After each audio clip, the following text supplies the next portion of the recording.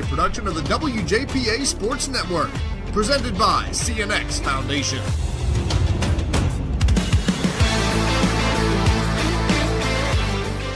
Good evening and welcome to Hiller Field tonight. The Big Six battle for first place as Trinity hosts Thomas Jefferson. Hi everyone, I'm Bob Gregg along with Jack Sacco, our floor director Jason Tennant here in the booth. Brett Gambita and Joey Cipoletti are working the cameras tonight. Bill Chapo producing at the moment in our downtown Washington studios.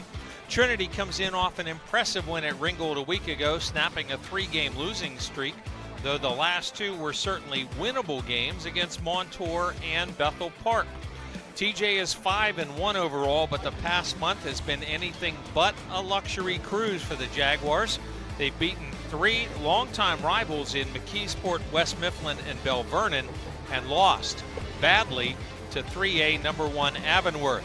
And the last 2 wins against the Titans and Leopards certainly did not come easily. Now at least a share of first place in the 4A Big Six is on the line, and when the night's over, the winner could be alone atop the conference standings. Tonight's game on the WJPA Sports Network is brought to you in part by Washington County College Center, operated by Community College of Beaver County. By Eber & Associates Insurance Services, the defense you need on your side. Log on eberinsurance.com.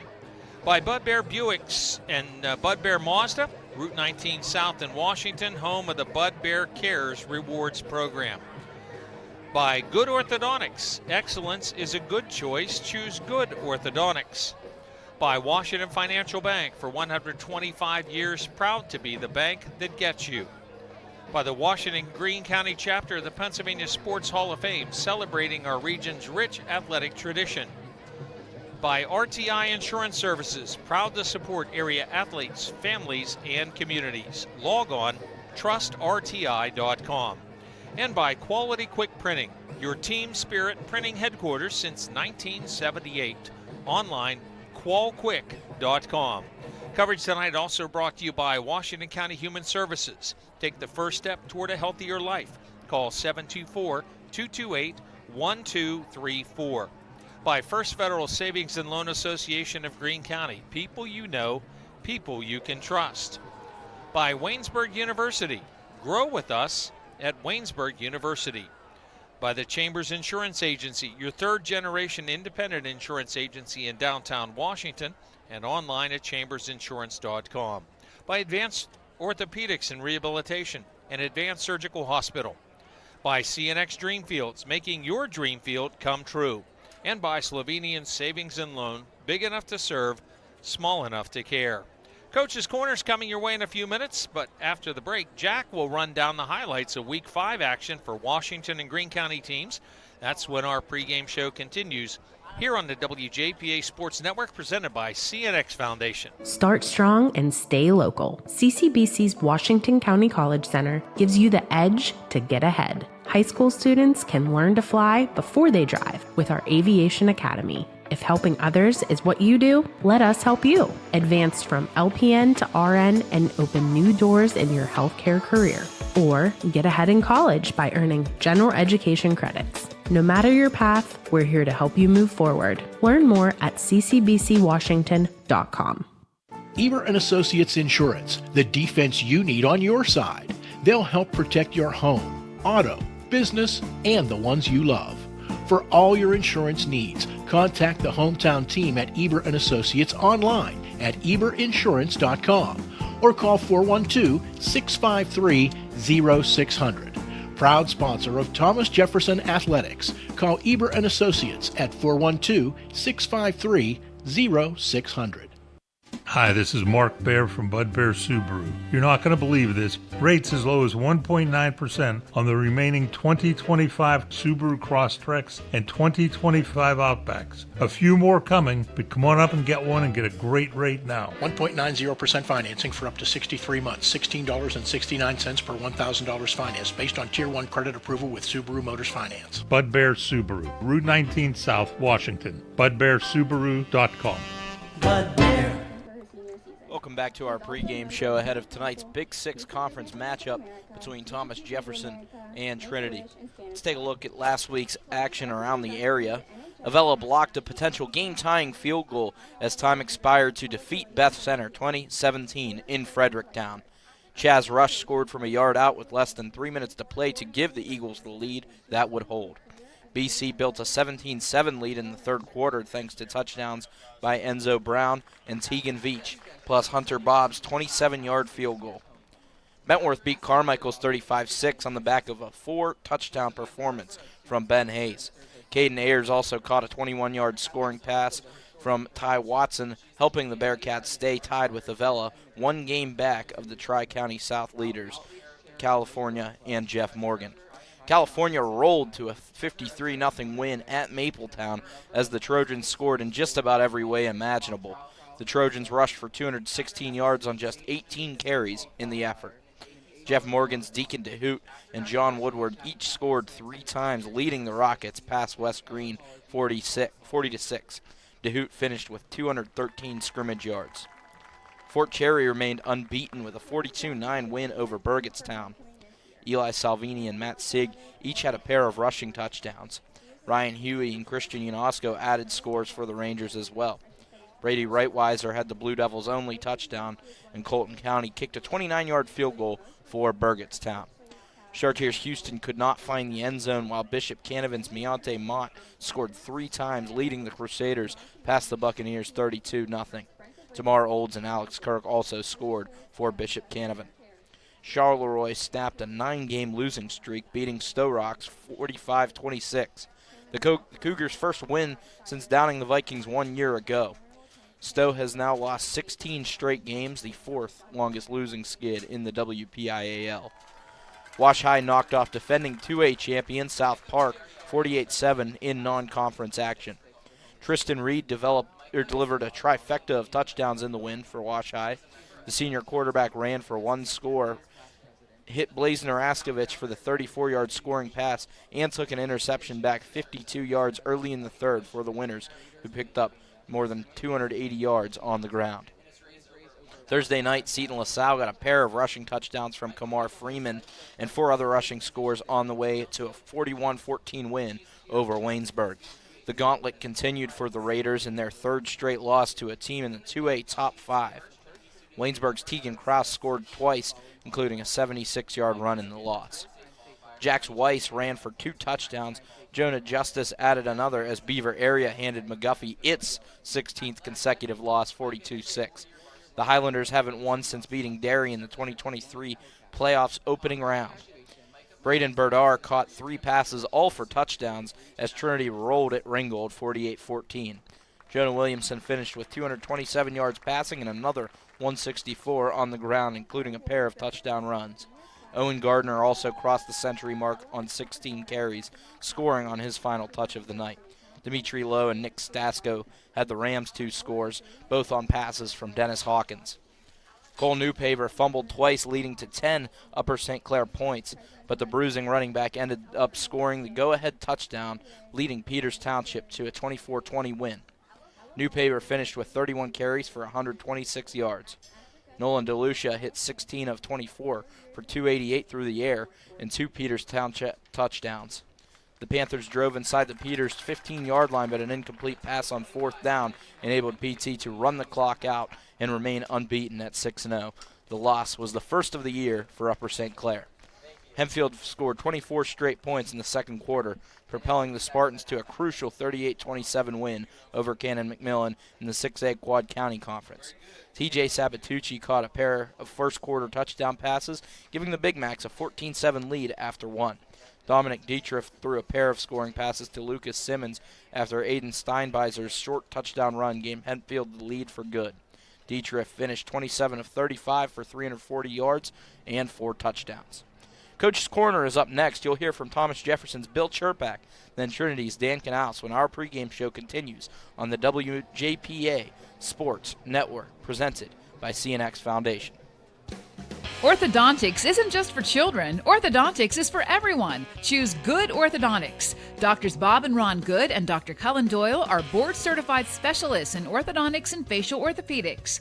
Good Orthodontics has offices in Mount Lebanon, Washington, and Pleasant Hills. See all the good a simple smile can do. Call Good Orthodontics, 724-225-1114. Excellence is a good choice. Choose Good Orthodontics. You deserve a bank that brings fresh ideas to your business. One that can see you're a cut above and knows you like you know your customers. At Washington Financial, we pride ourselves on preparing personalized solutions, ones that cater to the unique needs of your business. Go with the bank that gets you. Washington Financial Bank. The October meeting of the Washington Greene County chapter of the Pennsylvania Sports Hall of Fame is coming up Thursday, October 23rd. For just $10 a year, you'll have the chance to help share the stories of our region's rich athletic tradition. All members will have the opportunity to nominate athletes, coaches, officials, and contributors for consideration for induction at next summer's banquet. Our next meeting is Thursday, October 23rd at 7 p.m. at Pony Baseball Headquarters, next to EQT Park, the deadline for nominations. Join us and be part of something exceptional. The Washington Greene County chapter of the Pennsylvania Sports Hall of Fame. Here in Coach's Corner, I'm with Thomas Jefferson head coach Bill Chirpak. Bill, you've been at this a long time. You got grandkids playing in the program now. Very successful. How do you keep going every year? We just keep going. We coach the young kids, try to get them ready to play when it's their time. Give everybody some attention, and we've been successful, so that helps it. Keep the ball rolling, but. Just trying to keep everybody involved. We got a lot of good participation level, and that helps too. You're 5-1 right now, but that could easily be 3-3 with a couple of games you played. Benefits and drawbacks to both sides of that. Benefit, you're finding a way to win. Making plays to win at the end when you need to. Drawback, obviously, we're not playing well. We're just struggling. We have so many guys out, and we're struggling to find the mix of the who should be in there. And I don't even know who's playing tonight, quite honestly. There's so many kids out, but, somebody has to step up, and we got a lot of young kids playing, but you know what? You got to make plays if you're in there. You got a guy in your backfield, Tyler Eber, just give me the ball. Yeah, and that has worked in the past. It's kind of hard when they have 9 or 10 in the box, and that's what teams have been doing, which that's what I would do. And so, he's had he's gotten beat up a little bit, but he keeps going. He's a worker, and he'll do anything he can to help us win. Your defense been a couple of times last week, but didn't really break against Bell Vernon. Our defense, for the most part, has been pretty good because if I think back, we've given up 7 points, to Bell Vernon. We give up 7 points to McKeesport. Besides Avonworth, we really haven't given up that many big plays and touchdowns. So they've been pretty good. It's just trying to be consistent. Trinity's got Jonah Williamson running their offense and going to face that defense. Yeah, I'm sick of seeing him. This is the 4th year in a row. He's just a game changer. He can run, he can throw, he can do everything, and he's such a great leader, and he's a winner. You can just tell watch. And like I said, I've seen him for 4 years now, and he's just one of those guys that makes everybody else better, and he's definitely their team leader. Your school was dominated this series, absolutely dominated. As we talked about your record, there's goods and bads to that, given the circumstances you come in tonight. Yeah, good thing I can't remember real far back. So, it's just really what have you done lately? And the kids know watching film. And I think the big thing, that the misconception is people say, oh, well, they're 2-4 or 3 and whatever, but they played such a tough schedule, and that makes you better to move on unless you get beat up, unless you get injuries. And so it's going to be a battle. They're really he just makes such a huge difference. And he has the ball in his hand every play. It's not like you have a great receiver, you have a great defensive player, but he touches the ball every play, and so that's what makes the difference. What do you have to do tonight to win? Contain him as much as we can, not let him make big plays, running and passing, and that's going to be the key. Good luck tonight. Thank you. Appreciate it. TJ head coach Bill Chirpak. More on our pregame show on the WJPA Sports Network, presented by CNX Foundation. Any insurance agent can sell you a policy. At RTI Insurance Services, we're going to sell you what you need. As a family-owned independent agency, RTI Insurance Services will provide you with multiple solutions for your personal and business coverages. We're proud to support area athletes, families, and communities, and we'd love to help you too. RTI Insurance Services in South Point. Online at trustrti.com. Since 1978, Quality Quick Printing has been a single source for all your business, organization, and corporate printing needs. A full-service digital document solution center, high-speed digital copying, large format, design and finishing, direct mail services, and so much more. Call their print solutions specialists to help with your next project. 724-225-9427 or visit qualquick.com. Friday Night Lights brings our communities together, but too many families in Washington County are being torn apart by opioid addiction. I'm County Commissioner Nick Sherman, and I want you to know you're not alone. Help is here. If you or someone you love is struggling, call our confidential hotline today at 724-228-1234. Together we can fight addiction and build a strong future for Washington County. 724-228-1234. Here in Coach's Corner, I'm with Trinity head coach Dan Knaus. Dan, first of all, look back a week ago. Good ball game, good to get the conference play underway with a win. Yeah, it was nice. I mean, we went into that game banged up, had a lot of guys out against a much improved and a very solid Ringgold team, and we talked at halftime about the body blows and just kept going at them, and we knew the dam would break eventually, and we answered a big challenge last week and have a bigger one this week. From what you sent me in terms of two deep probable starters, you get a couple of kids back. Yeah, it's nice to get a few of them back. We're not all the way back, but we're healthier than we were a week ago. Been a struggle for Trinity against Thomas Jefferson over the years. Got a win 2 years ago, and then they repaid the Hillers for that. How do you go into a game playing a team that's been dominant against you? But honestly, our motto is make today count. We never talk about hating opponents. We never talk about being in awe of them. We respect them. I mean, Coach Turpek, what he's done there is unbelievable. I could coach them 100 and not accomplish what he, has accomplished. But we're about make today count, and we just focus on the love and the respect we have for one another and the fight and the will and just enjoying the daily process of attacking it. That's how we went at it this week. That's how we go at it every day. You're beat up, getting some guys back. They've been beat up as well. What have you seen on film for their offense? I mean, they go right at you. They're not going to try to fool you. They have a great run game. They have a good pass game. Their timing's really good, and they're an excellent screen team. So we have to be queued up and dialed in on the details. Tyler Eber's a once-in-a-generation kid. Yeah, he's tough as nails, old-school kid. He's fun to watch. A lot of respect for him. Your offense, you got a couple of those generational kids too. One of them running your offense, Jonah Williamson. Yeah, I mean, Jonah's started since he's a freshman, so the reps and the mental reps and the things like that, at times we can do things that are pretty complex that probably most high school teams can't do, but it's an attribute of his intelligence-wise and skill-wise. What do you have to do to win tonight? We have to take care of the ball. We have to eliminate the big play and create big plays, just like every week. We appreciate you being here, man. Good to appreciate you being with us as well. Dan Knaus, Trinity Hillers head coach, here on our pregame show on the WJPA Sports Network, presented by CNX Foundation.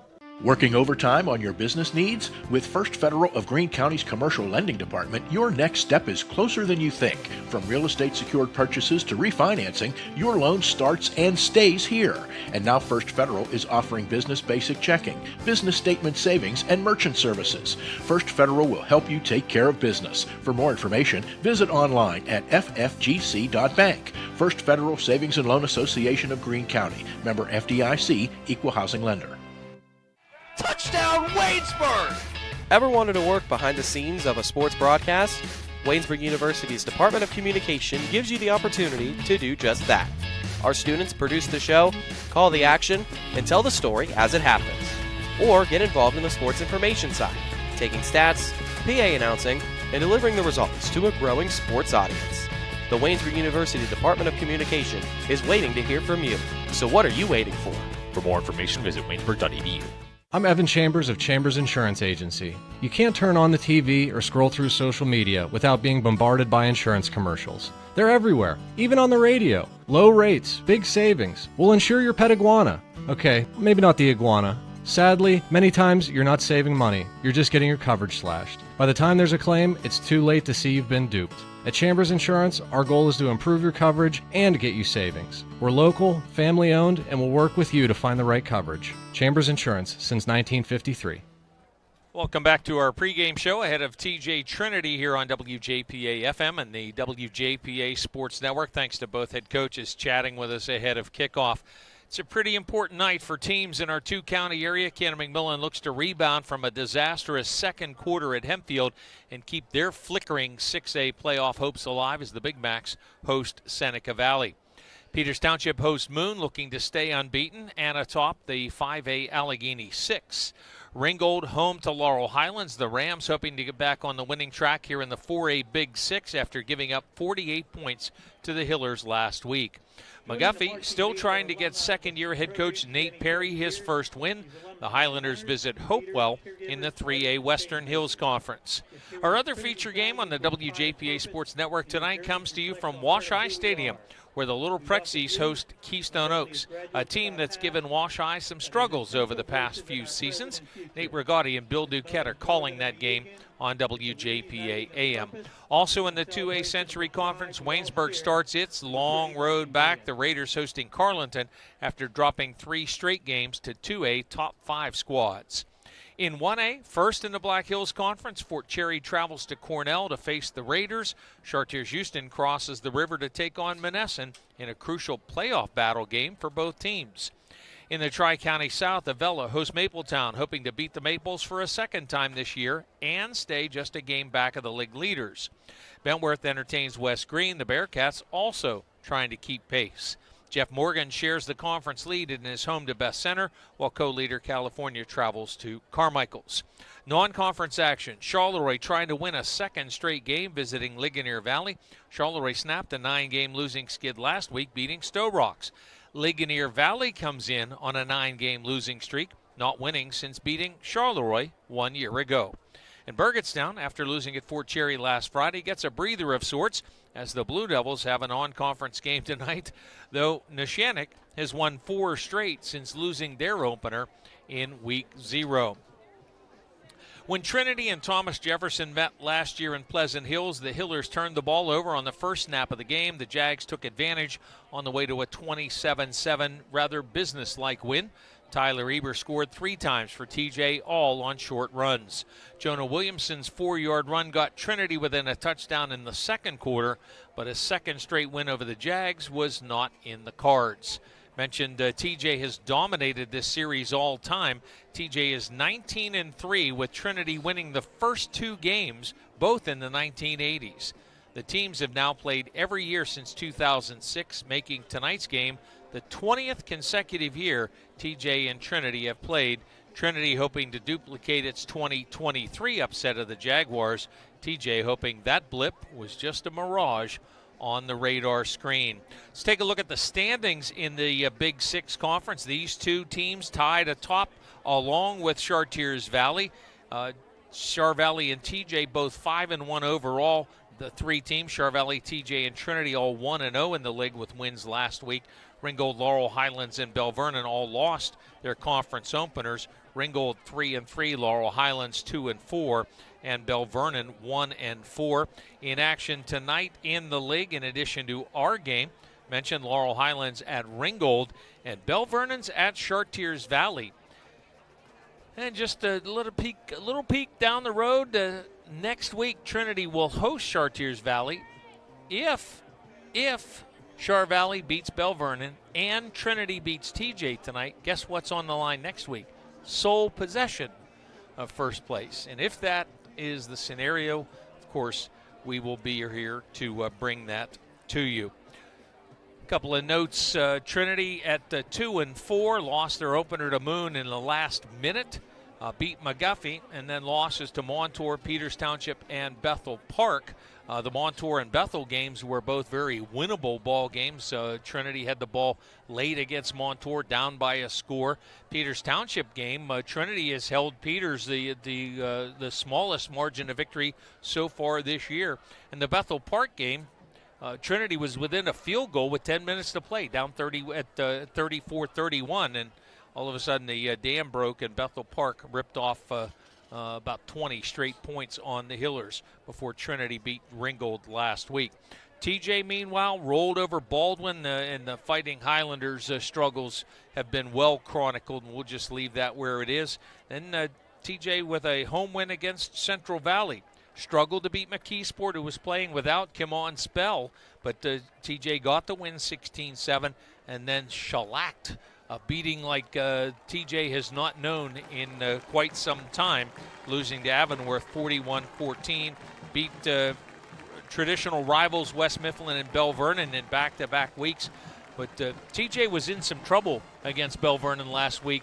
Had trouble getting off the field, but then Bell Vernon made a couple of mistakes, and TJ was able to keep them out of the end zone and went on to win the game 14-10 thanks to a late turnover, and went on in and scored.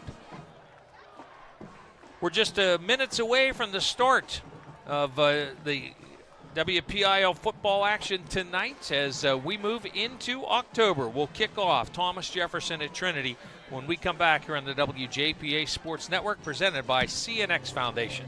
In sports and in life, accidents happen, and sometimes people get hurt. The doctors at Advanced Orthopedics and Rehabilitation specialize in orthopedic surgery, joint replacement, foot and ankle reconstruction, hand and upper extremity surgery, sports medicine and rehabilitation, and game time medical services. With main offices near Wild Things Park and offices in Waynesburg, Charleroi, McMurray, and on Vanadium Road near St. Clair Hospital, you can count on Advanced Orthopedics and Rehabilitation.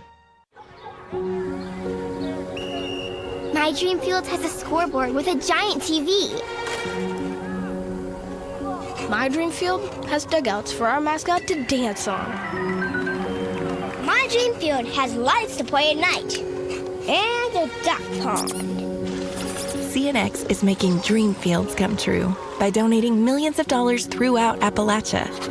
Nominate your field at cnx.com/dreamfields.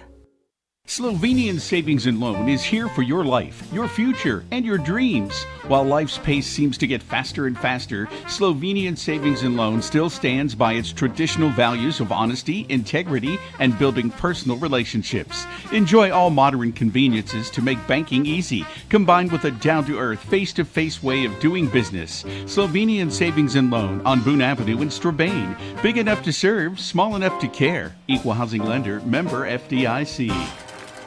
It's a pink out at Hiller Field, October Breast Cancer Awareness Month, and both schools participating in that. The Trinity band, as you can see, with the feather plumes on the hats. Trinity and Thomas Jefferson cheerleaders with the pink pom-poms, plenty of pink shirts, and probably noticed in our Coach's Corner interviews, yours truly in the pink Oxford shirt tonight with the button-down collar. People that know me well will know that I'm not wearing a dress shirt if it doesn't have a button-down collar on it, and that's just old school, old style. And as I share with Chirp, I'm old. Jack, great to have you along again here tonight. Looking forward to a very, very important ball game. Yeah, and I'm hoping this is a good one. We went into last weekend thinking we might get two pretty good games, and ended up getting two games that were, a little bit surprisingly non-competitive. So I really expect this to be a very competitive game between two very, very solid teams in same league. So, I mean, it's a game that's gone back and forth in the last 2 years. Trinity beating Thomas Jefferson 2 years ago. TJ getting back at Trinity last year on their way to the title. So, it's a matchup that you mentioned historically very mismatched, but in the last couple of years, Trinity and TJ, they've gone back and forth. Referee Bill Boehner indicates that Thomas Jefferson won the toss and deferred. Mark Tortorella is the umpire. James and Jim Hoby working the line of scrimmage. Paul Cavell and John Barley will be in the defensive secondary for the PIAA. Rich Carlson running the play clock. Taylor Hott on the game clock, and our official scorer is Jay Murphy.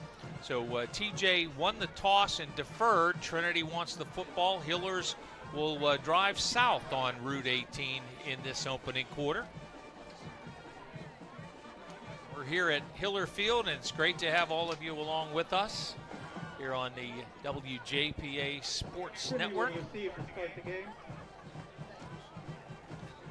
thanks to producers in our downtown studios, our floor directors, our camera guys. Not so bad being a camera guy here in the early part of the season, but this is game number 7 for these teams, and still very, very comfortable. They'll not wear shorts much longer, I'm sure of that. Sam Wessel with the ball teed up, just about set to get this one underway. We saw Wessel kicking very, very deep in the previous games, and this one will be taken by Gardner at the 3-yard line. Outside the numbers, up over the 10, 15, gets to the 20, trying to find some kind of seam to his left around the hash marks, and Gardner is going to be brought down shy of the 25. Gardner is going to get out to be about the going to go 22-yard line thereabouts. So 19 on the return. And now going to put it at the 23, so make it 20 on the return. And Trinity 1st and 10. This first drive's been a very important part of the game here for Trinity. They've done, obviously, as all teams, pretty much a lot more comfortable playing from out front, and they've been good on the opening drive. And Samagala wide out this way, back into action after missing last week. Option pitch to Gardner on the left side, up over the 25. Fights out of a tackle, 30, and out to the 33-yard line, move the sticks. That's a really tough run from Gardner. He's really played great games for each time we've seen him. Had a really nice game crossing the 100-yard mark last week, and gets a big bruising run on the opening play. 11 yards for Gardner and a first down. Much of what I saw in the Bell Vernon game a week ago for TJ was that kind of play. Just Bell Vernon just brought the power and was able to move the football. Slot motions to the far side. That's Anthony Georgie, another guy that missed last week's game, back in it. 1st and 10 from the 34. This time the middle of the D line says, not happening this time. Gardner going to get just a yard straight ahead. Yeah, there was really nothing. Gardner gets stopped right past the line of scrimmage. Tried to make a move to get outside. It didn't matter. He had white jerseys all over him. TJ talked in the pregame, just they're banged up as well.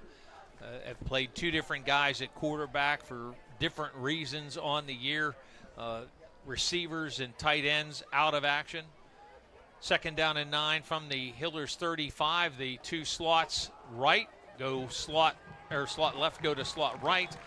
Option and keeper for Williamson straight ahead, does not get back to the line of scrimmage. Yeah, he gets met right in the middle. It's on that far side. Looked like Deacon Cambris make that play. 4-man front, 3rd down and 10 for Trinity. Williamson to put it up, gets it to the far side. Ball is bobbled, and that's going to allow the defender to get there. Braden Berdar made the catch, but because he was juggling it, allowed the tackler to get there in time to stop him shy of the sticks. Yeah, and the concept got Berdar good amount of space. If he makes that catch clean, he's got a shot to break that tackle and maybe pick up a first. 5 yards on that completion. But now punt formation for Trinity. So the TJ defense holds. Berdar to punt. End over end kick down the middle of the field. And a dangerous play, but picked up. And the tackle made shy of the 30-yard line. TJ's first possession in a scoreless ball game. 9:25 to play here in the opening quarter. And again, just a really dangerous play to pick that up down around your knees. They had really no reason to. All right, we'll keep it here on the change of possession. First and 10, TJ at the 28-yard line. Harrison Coling, 6'2 sophomore, will quarterback. First and 10 from the 28. Coling up under center. Toss right, going to Eber. Strung out, hit behind the line and won't get back to the line. Talked about Eber having to have in the coach's corner. He was facing a lot of 9 and even 10-man boxes right there. Trinity, of course, keeping it heavy inside and really nowhere to go for Eber as they have good integrity in the gaps. Navari Chandler, one of those guys that got upfield and forced the play wide, and then Eber tried to cut it back. Loss of a yard, second down and 11. Tight end and a wide receiver to the near side. Coling up under center. Looking to the near side. The fade has a man behind the coverage. The ball is knocked out of the hands. Late defensive play. Daniel Glass to knock the ball out of the hands of the intended receiver on the near sideline. Trying to get the ball to Carson Dusack. Yeah, he had Dusack, a couple steps on him, but floated up a little bit too soft. If he hits his man in stride out in front, Dusack might still be running. Yeah, a little too much rainbow on that pass. Good recovery by Glass. Third down and 11 now for the Jags, back at their own 27-yard line.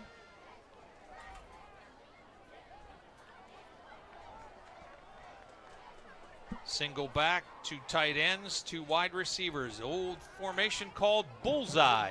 Pass play, Eber stayed on his feet thanks to a hand down. He's going to get out across the 25 to almost the 30-yard line, but well short of the sticks on the reception. Yeah, just a minimal gain. It was a nice little fake. Eber did break that first tackle. If it was cleaner, maybe he has a chance to get upfield and shake a guy, but he was still kind of rolling on the ground. In addition to be the rushing leader, he is the pass receptions leader. Punt by Wessel comes out of bounds on the near sideline. 8:04 to go, first quarter. Trinity with the ball back, scoreless. Back in just a minute here on the WJPA Sports Network, presented by CNX Foundation. Start strong and stay local. CCBC's Washington County College Center gives you the edge to get ahead. High school students can learn to fly before they drive with our Aviation Academy. If helping others is what you do, let us help you. Advance from LPN to RN and open new doors in your healthcare career. Or get ahead in college by earning general education credits. No matter your path, we're here to help you move forward. Learn more at ccbcwashington.com. Eber and Associates Insurance, the defense you need on your side. They'll help protect your home, auto, business, and the ones you love. For all your insurance needs, contact the hometown team at Eber and Associates online at eberinsurance.com or call 412-653-0600. Proud sponsor of Thomas Jefferson Athletics. Call Eber and Associates at 412-653-0600. Carson Dusack, the injured punt coverage player for Thomas Jefferson. Punt went out of bounds at the Trinity 41-yard line. Hillers with great field position, exactly where they gave it up on the previous possession. First and 10, they move the 2 wings to the near side. Williamson slides, little shovel pass forward, caught by Anthony Georgie, but very short gain. Hillers trying to, after that great run around the end on the first play of the game, trying to probe the middle repeatedly. Yeah, and there's just been nothing going for him up there. Thought that's a nice idea, a nice concept, but TJ just all over it on that little flip fake and shovel pass. I have that as Georgie's first catch of the year. A 1-yard pickup. Berdar alone to the far side of the set. 2 receivers this way. Running play, Gardner going around that bend, put a foot in the ground, and nice tackle.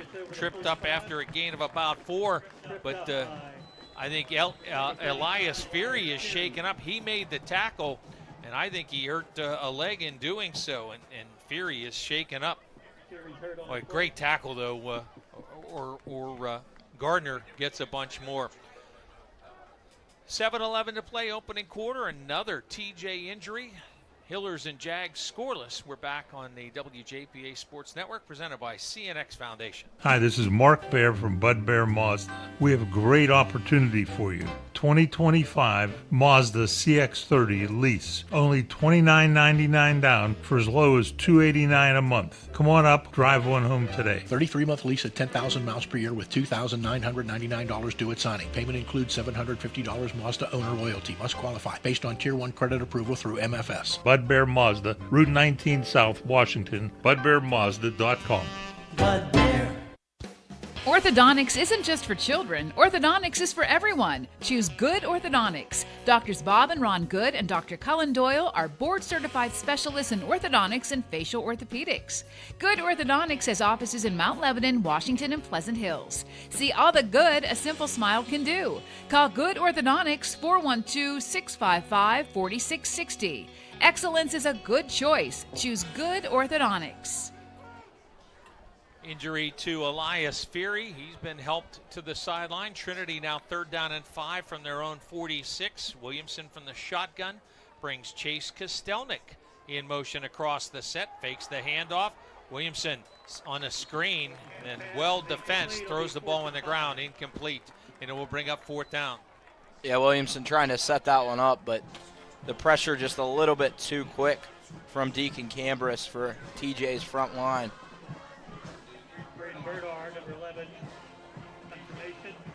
Berdard to punt for the 2nd time.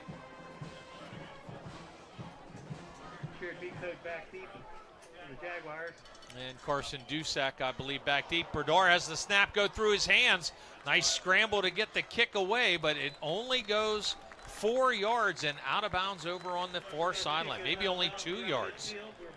Yeah, and that's a really bad turn there for Trinity to try to get that field position flipped a little bit. It could have been much worse. Berdard gets tackled or that ball stays loose. And Berdard just didn't catch the snap and then scrambled to get the kick away. Got only 2 yards out of it. So TJ will take over in Trinity territory with 6:45 to go. 8:23 to go at Wash-I Stadium. Wash-I 7, Keystone Oaks nothing. Jags 2nd possession. 1st and 10. Hand off to Eber. Take it over the left tackle, and Eber inside the 45 to the Trinity 42, a run of about 6. Just the 2nd carry for Eber. That time, a lot of room up front. He pounds it ahead. Good blocking on that left side.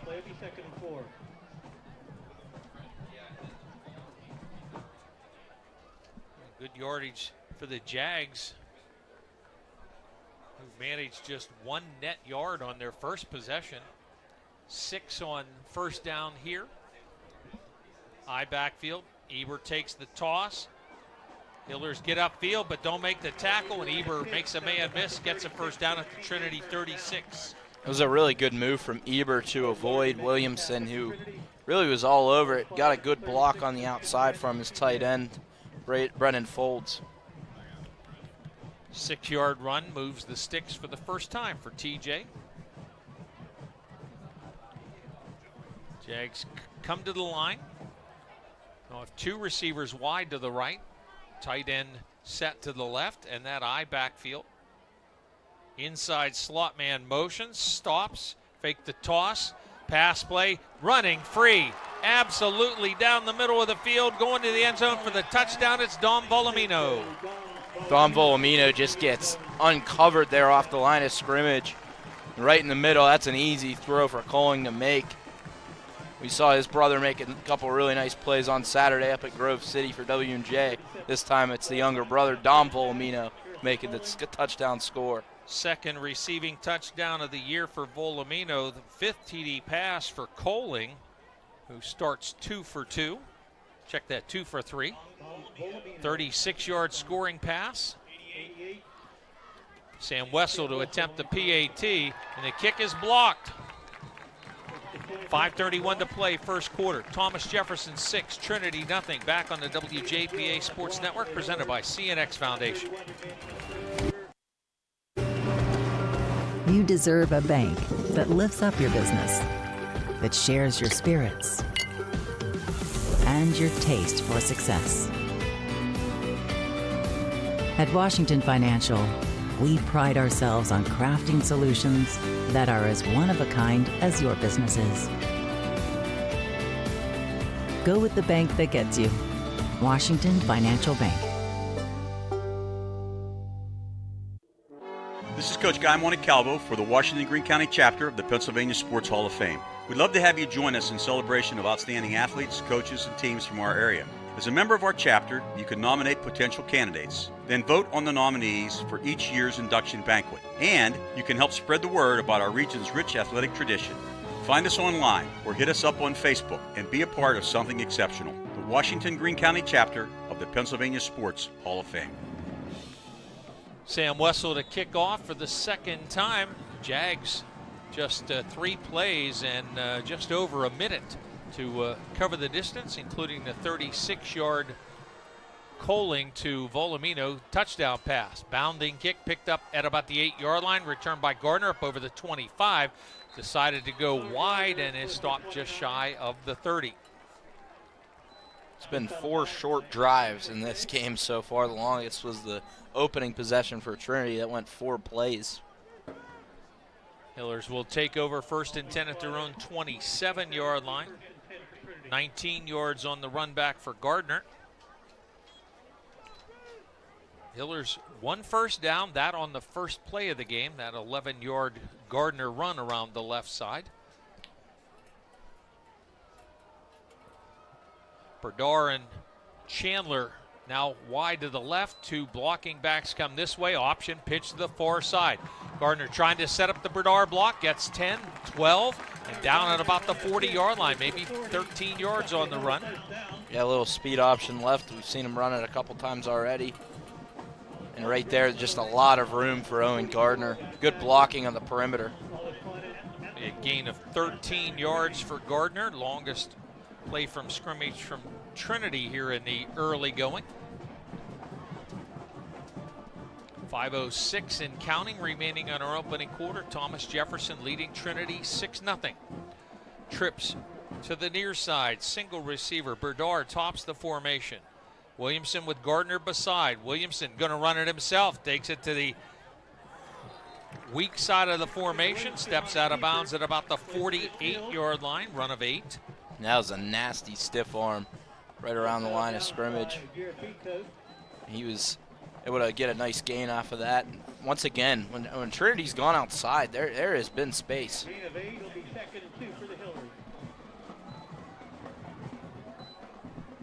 Second down and 2 at the 48.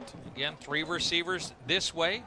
Williamson with a play fake, has a clean pocket, throws the ball down the field, and it's incomplete. Avari Chandler, the intended receiver. Yeah, that was well covered play all around, but good time in the pocket for Williamson without pressure. Chucked it up deep, and I don't think that one would have been catchable anyway for Chandler. So now 3rd and 2 for the Hillers. Yeah. That's a traditional take a shot down for 2nd and 2. 2nd and short. You'll see that often.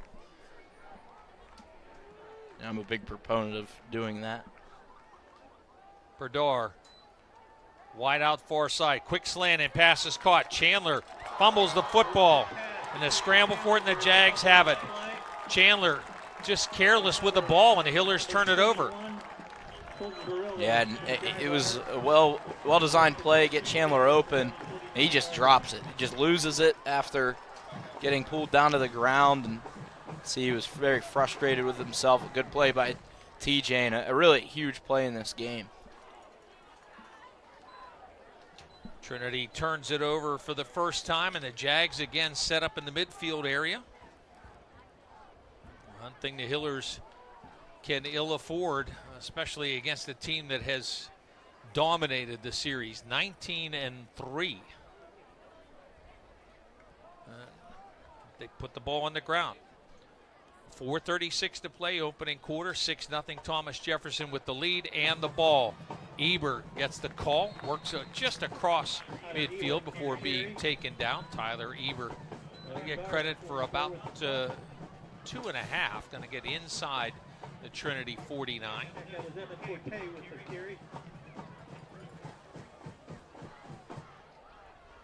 We'll call it a gain of 2 and leave it at that.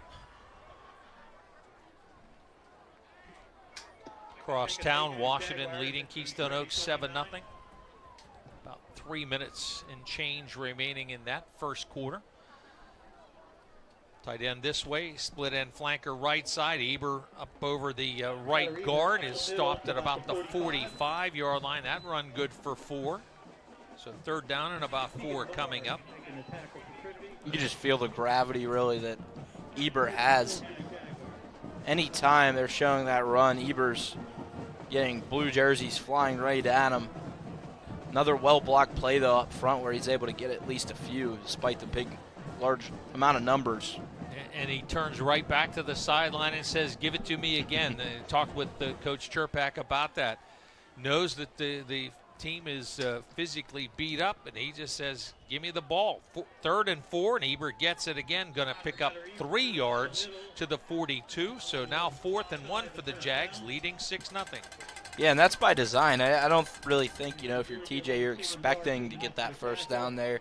You're just plunging ahead, setting up a 4th and short with the expectation that Tyler Eber will pick it up. Trayson Piacquadio checks in, and now everybody bunched in tight. Piacquadio motions to the near side. Unbalanced set, heavy to the right. Eber hit behind the line and does not get the first down. The ball will go over on downs. We'll watch the replay when we come back. 2:36 to go in the first.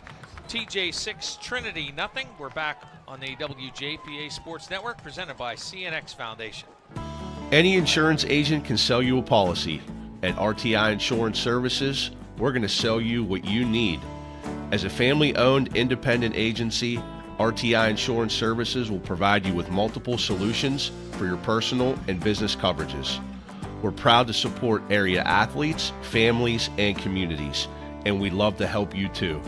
RTI Insurance Services in South Point. Online at trustrti.com. Hiller's pickup teammate of Ari Chandler. Defense gets the stuff. Williamson on the pitch to the left side and made a couple of guys missed it. Gardner, now he breaks into the secondary.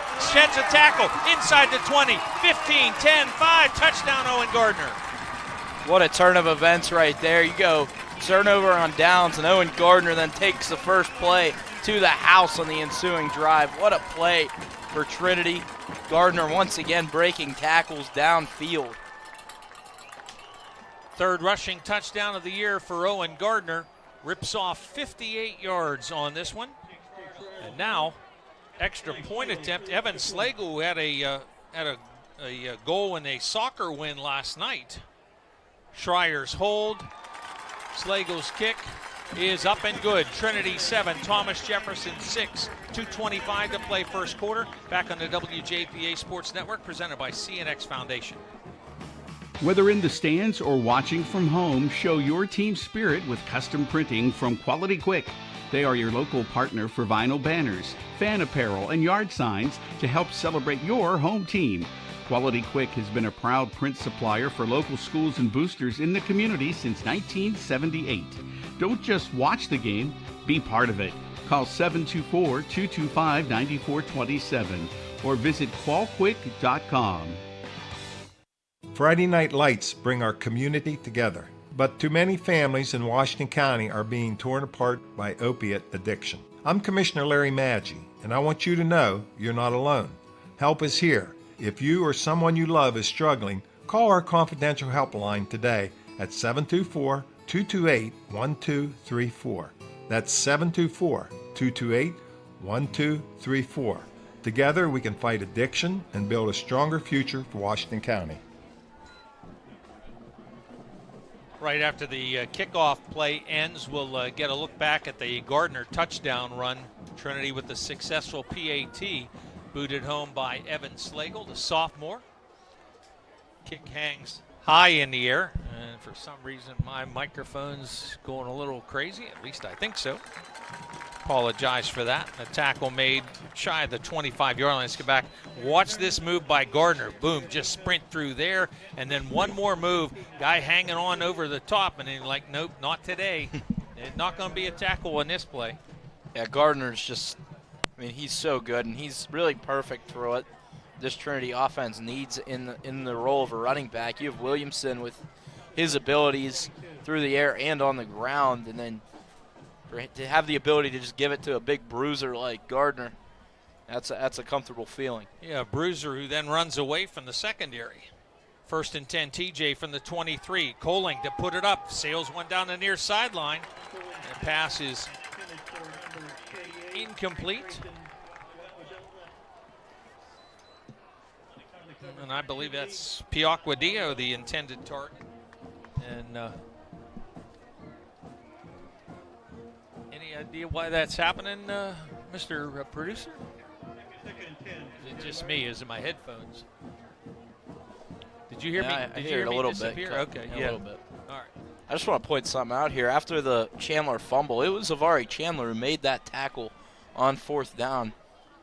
So, toning for his mistake and leads to long score. Single back, 2nd down and 10, motion to the near side, handoff back the other way. Eber up over the 30, flag is down, maybe a face mask there to try to get Eber stopped.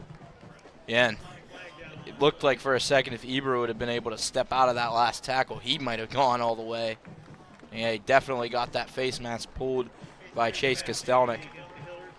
10-yard run for Eber. Penalty will be tacked on as well. Yeah, I'm not sure what's, not really sure what's happening here, but my apologies. Start to sound a little bit like Nate getting all off my game. It's an inside joke there, but face mask penalty. 15-yard pickup out to the 48-yard line. Single back again. Coling now swings the ball this direction, and that's going to be ruled an incomplete pass. No, it's going to be ruled a backwards pass and out of bounds at the 45. Yeah, and it certainly was. You could see the pass is released right around that 45, and it ends up falling at the 44. Going to be a loss of a couple. Loss of 3 on the play. Charge that to the quarterback.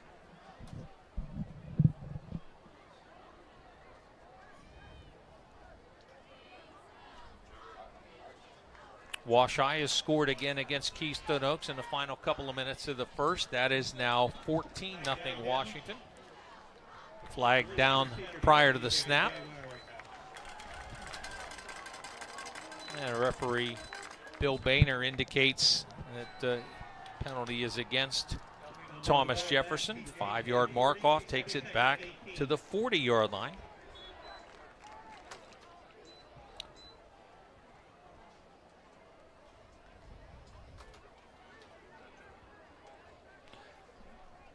So now 2nd down and about 18 for the Jags, back at their own 40. Running play up over between the center and the guard. And that tackle made really quickly. Eber going to get a couple, but not any big chunk.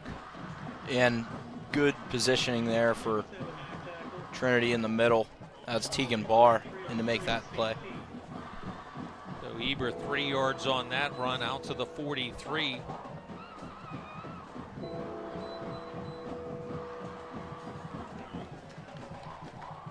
Inefficient night so far for Eber. Four wides, 2 each way. Coling to put it up. Pass is deflected and knocked away out of the hands of the would-be receiver, Piacquadio. And it looked like Coling delivered a good ball right there to Piacquadio. Couldn't hang on through some tough coverage from Tyler Welsh. And I'm going to move over here one slot and see if that will keep working this way. My apologies. The incomplete pass, Sam Wessel to punt, no pressure, and bangs a kick down inside the 30. Fair catch called for and made by Glass. 1:03 to go first quarter. Trinity 7, Thomas Jefferson 6. Back on the WJPA Sports Network, presented by CNX Foundation. Don't fall behind on your home improvement projects. Let First Federal Savings and Loan of Greene County help you with the heavy lifting before winter. First Federal gives you all the tools you need with FHA Title I home improvement, home equity, construction, and owner-builder loans. With offices in Washington, Greene, and Fayette counties, your loan stays here. Apply in person or anytime online at ffgc.bank. First Federal Savings and Loan of Greene County. Member FDIC, Equal Housing Lender, NMLS 458729. After the 32-yard punt and a fair catch, Trinity has the ball at its own 25-yard line. Short gain, try to run the ball up the middle, and Gardner just has nowhere to make any kind of moves. Camberas got a hold of him and bear hugged him and got the stop there. Yeah, just a dive up the middle, and there's, as you said, no room for Gardner to operate. Trinity has run the ball for 95 yards, have 9 yards passing, but also a fumble lost. Williamson stands, now flushes out, tries to pull it down and run, and it's going to take a sack at the 21. Emmett Forte had the initial pressure, and he stuck with it after Williamson made him miss on the first time, and he was able to take him down for the sack. You know, Jack, watching that replay and having seen the play live, I'm not sure everybody was on the same play. Yeah. It looked like when Williamson looked to a spot to his left that he expected there to be somebody there, and not seeing anybody, then tried to improvise. The loss of 4 yards back to the 22, and that will end the first quarter. Trinity 7, Thomas Jefferson 6. After 1, we're back on the WJPA Sports Network, presented by CNX Foundation. Touchdown, Waynesburg! Ever wanted to work behind the scenes of a sports broadcast? Waynesburg University's Department of Communication gives you the opportunity to do just that. Our students produce the show, call the action, and tell the story as it happens. Or get involved in the sports information side, taking stats, PA announcing, and delivering the results to a growing sports audience. The Waynesburg University Department of Communication is waiting to hear from you. So what are you waiting for? For more information, visit waynesburg.edu. Hi, this is Mac Chambers of Chambers Insurance Agency. For over 70 years, we've been here for you, your family, and your business. At a time in which premiums continue to rise and policy coverage is more confusing and limited than ever before, we're proud to be your trusted guides. No gimmicks or surprises, just real protection at the best possible price. Personal, business, or bonds, will keep it simple and straightforward, just as we've always done. Chambers Insurance, helping you navigate today's insurance world. Learn more at chambersinsurance.com. Trinity with 100 yards total offense in that opening quarter, 91 on the ground, led by Owen Gardner's 88, and that led by the 58-yard touchdown run. TJ with the 68 total, 30 rush, 38 pass, and the 36 of the 38 on the one play.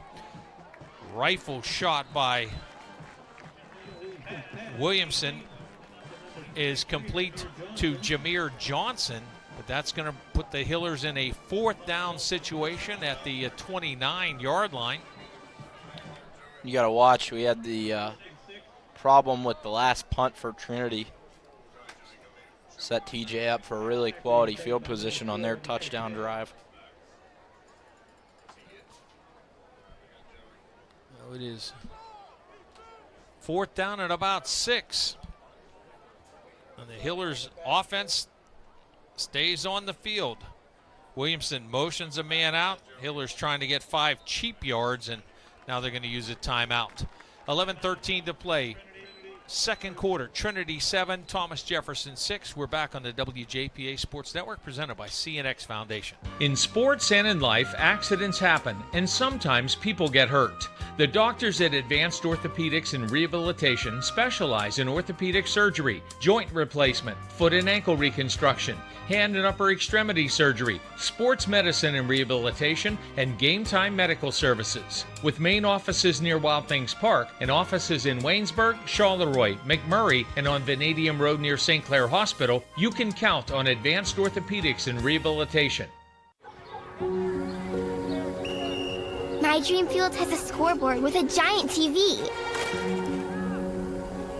My dream field has dugouts for our mascot to dance on. My dream field has lights to play at night. And a duck pond. CNX is making dream fields come true by donating millions of dollars throughout Appalachia. Nominate your field at cnx.com/dreamfields. And after the timeout, the Hillers go ahead and punt it, but another very, very short punt. This one just gets across the 40-yard line, and TJ going to be set up in great field position once again. Trinity with the 7-6 lead, 11:08 to play, first half. Ball, though, at the Trinity 39-yard line. This is a great opportunity here for TJ. Wonderful field position to have. Slot man motions to the far side. Coling stands, sets up the screen, pass is tipped and nearly intercepted. That was Georgie right there. He was all over it. He tipped it up, and I thought he had a really good chance at it. Read that screen. It was, other than that, well set up. But all it takes is one to be on a screen.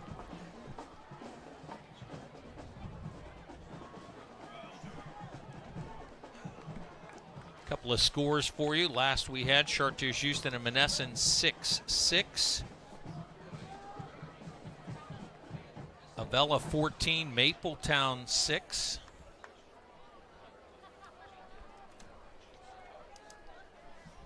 And Wash High up 14-0. They come into the near side. Well defensed by Daniel Glass. Able to take down Hayden King shy of the line of scrimmage. Yeah, and that's a really good tackle from Glass. There's room out there. If King breaks that tackle, he's got a good shot at picking up the first. Glass sure-handed, gets his arms fully around him and takes him down.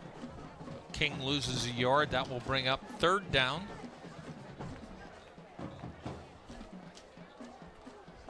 Second catch of the year for King.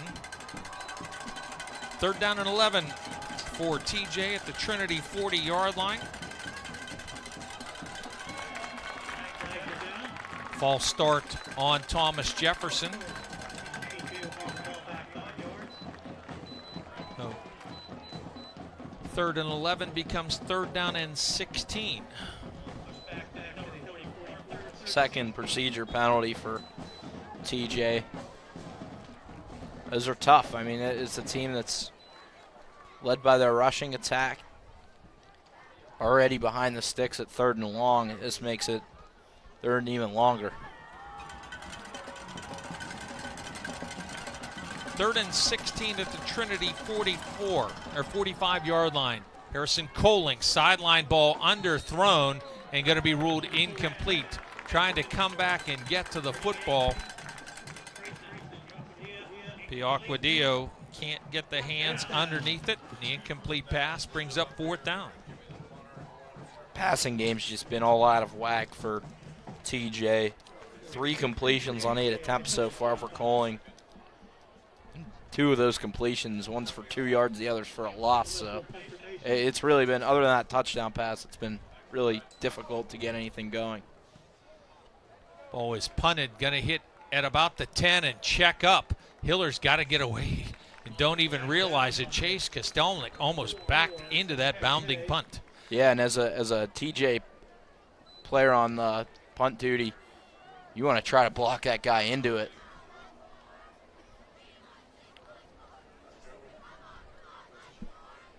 It was at Penn State last week that had that scenario. Trinity will take over.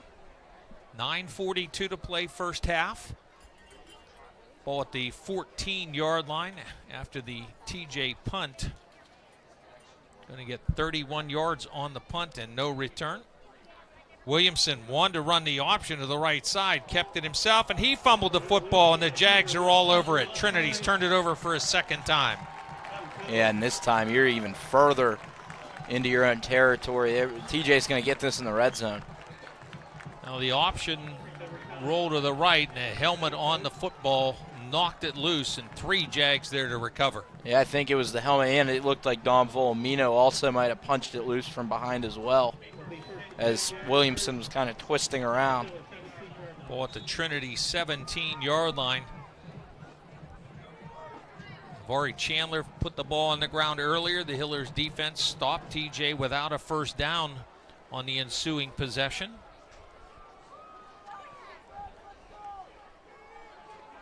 Wash High now up on Keystone Oaks 20-0. Running play coming to the right side. And Eber gets to the 15, a gain of 2.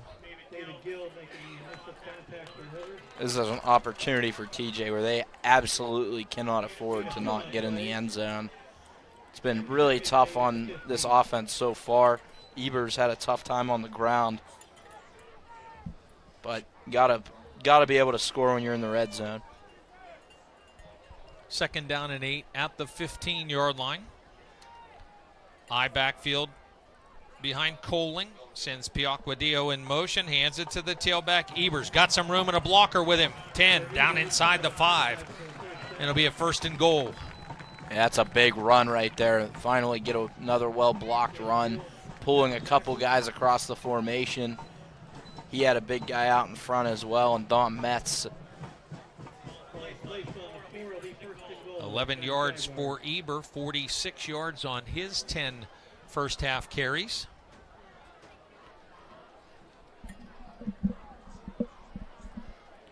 Carson Dusack wide to the right. Everybody else bunched in tight. 1st and goal from the 4. It'll be Eber. And boy, he's into the end zone. Touchdown. Another one well blocked for Eber, and he just had to dive through, tucks his head, and just falls into the end zone.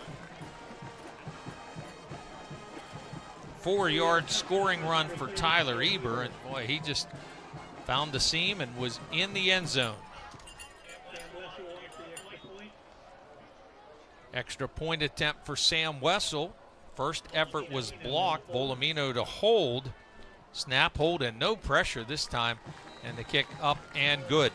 Thomas Jefferson back in front. Jags 13, Hillers 7. Kickoff on the WJPA Sports Network, presented by CNX Foundation. At Slovenian Savings and Loan, they understand you want convenience. That's why their mobile banking app allows you to bank from anywhere, anytime. They also know there's no substitute for personal, one-on-one service from someone who cares about you and your family.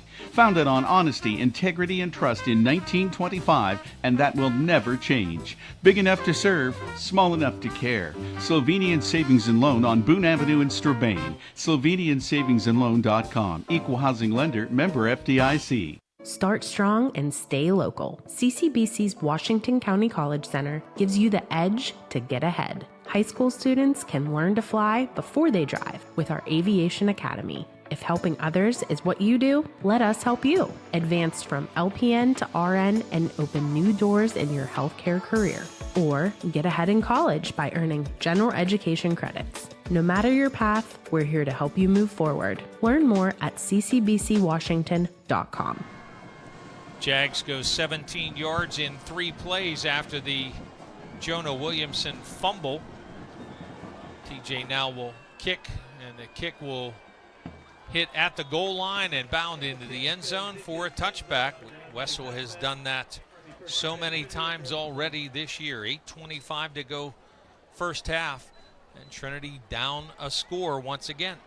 And this game has been moving so quickly, it feels like back and forth in terms of pace, but time has really not ticked off because of the changes of possession. Already 5 possessions, or actually that's 6 possessions for each team. Trinity started the ball game receiving the kickoff. So TJ will get it to start the second half, but we're a long way from there.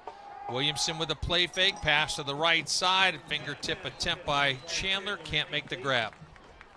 Yeah, just a little bit of a misfire from Williamson. He had Chandler on the out, beat his man. I think Chandler still had a shot at it, but couldn't haul it in.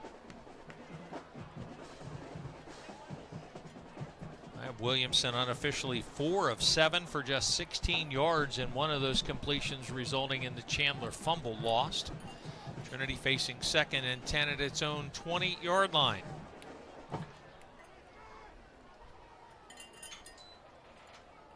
Williamson direct run, just took the snap and sprinted straight ahead, but only for about 2. And one of the things Bill Chirpak talked about in Coach's Corner is that you just got to try to keep him under wraps, and so far so good. That's 5 carries for 8 yards. Check that, 7 yards, only 1 yard on that carry. 3rd down and 9, Williamson steps up. Deep ball, has a couple of guys beyond the coverage, and the pass is caught inside the 45-yard line. It's Avari Chandler, and he took it away from a teammate. Yeah, that was a really nice catch. There are 4 guys really converging all in that one spot. 2 TJ defenders, 2 Trinity receivers. And right there, Chandler just, that's a tough catch to make, just like Willie Mays over the shoulders. 38-yard completion to Chandler. 1st and 10. Williamson flushed out. Going to throw the ball onto the bench. Has Chandler getting close to that area, but the incomplete pass.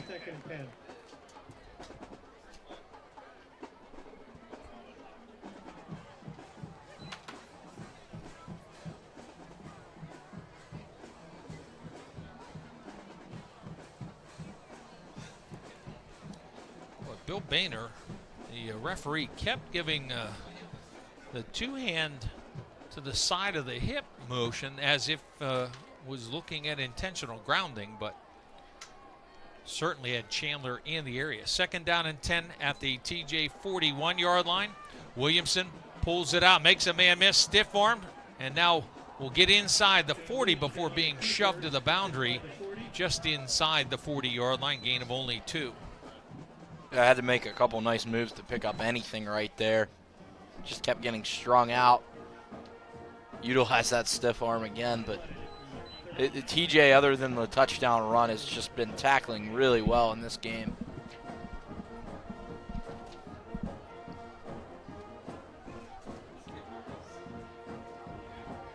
.7:23 on a stopped clock because of the out-of-bounds play. Trinity now 3rd down and 8 at the Jags 39-yard line. TJ leading 13-7.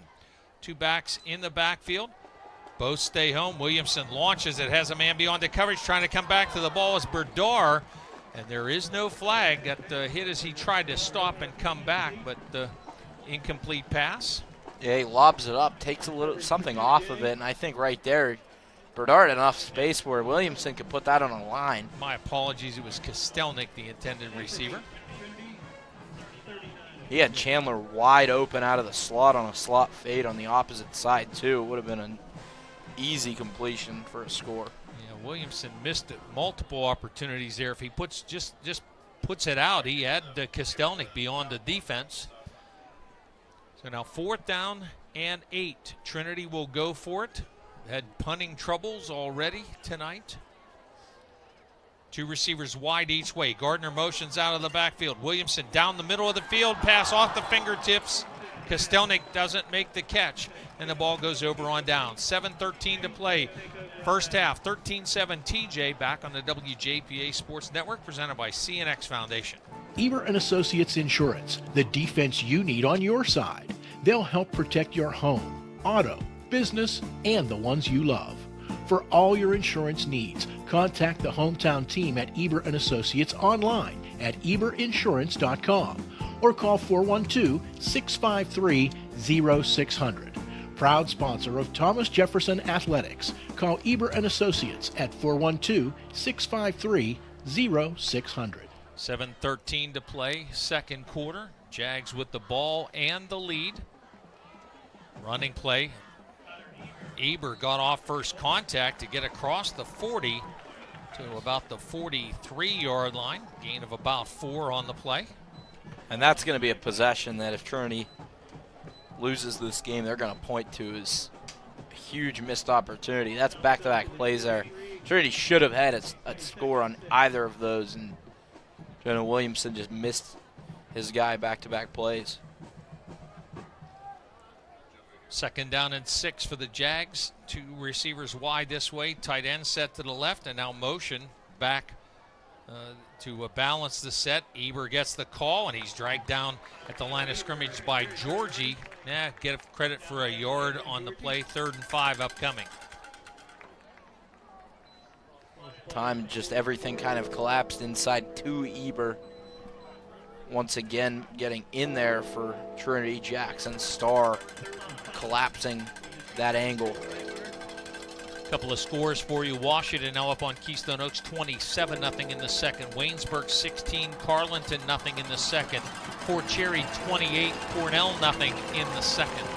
3rd down and 5. TJ with a 13-7 lead from their own 44-yard line. Coling stands in a ultra clean pocket pass to the near side. All kind of hand fighting going on. And play on is the call. Incomplete is the pass. And ball well defended by Tyler Welsh. Yeah, there you go, Max protect right there. Pair of backs in protection, and Trinity didn't bring it. So they had the numbers in coverage, and it seemed like Coling was throwing into a sea of blue jerseys. Still gave his guy a chance, but it would have been tough. Coling now 3 of 9. Check me there. I have 37 passing yards. Wessel's punt hangs up. Fair catch is indicated and made back at the 24-yard line. The Hillers defense gets the stop after just being off the mark on a couple of pass plays that could have been points.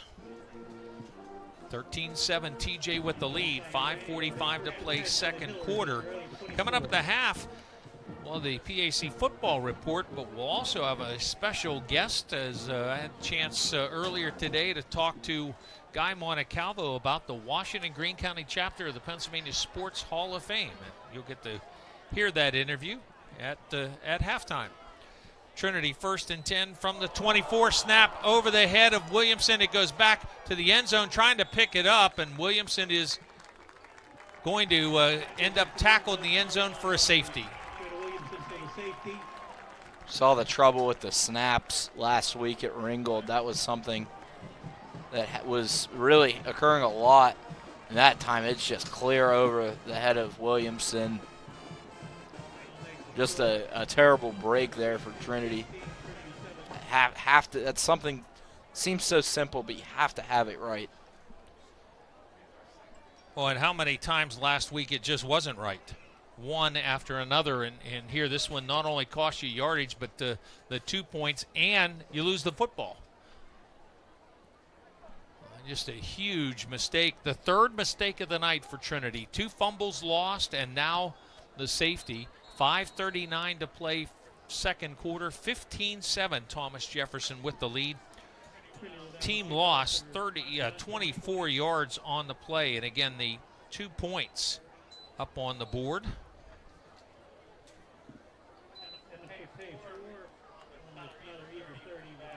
Now the Hillers will have to kick off from their own 20-yard line. And Tyler Eber back in the center awaiting the kick.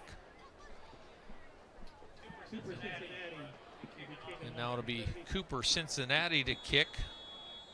Washington a point shy of the mercy rule, now up 34-0 in the second quarter on Keystone Oaks. Cincinnati on the run up and chips the kick. Will be taken at about the 31-yard line, backpedaling, a return by Emmett Forte. Stop shy of midfield, but there is a flag down over on the far side. Oh, that's going to be a sideline warning. How much you want to bet? How much you want to bet?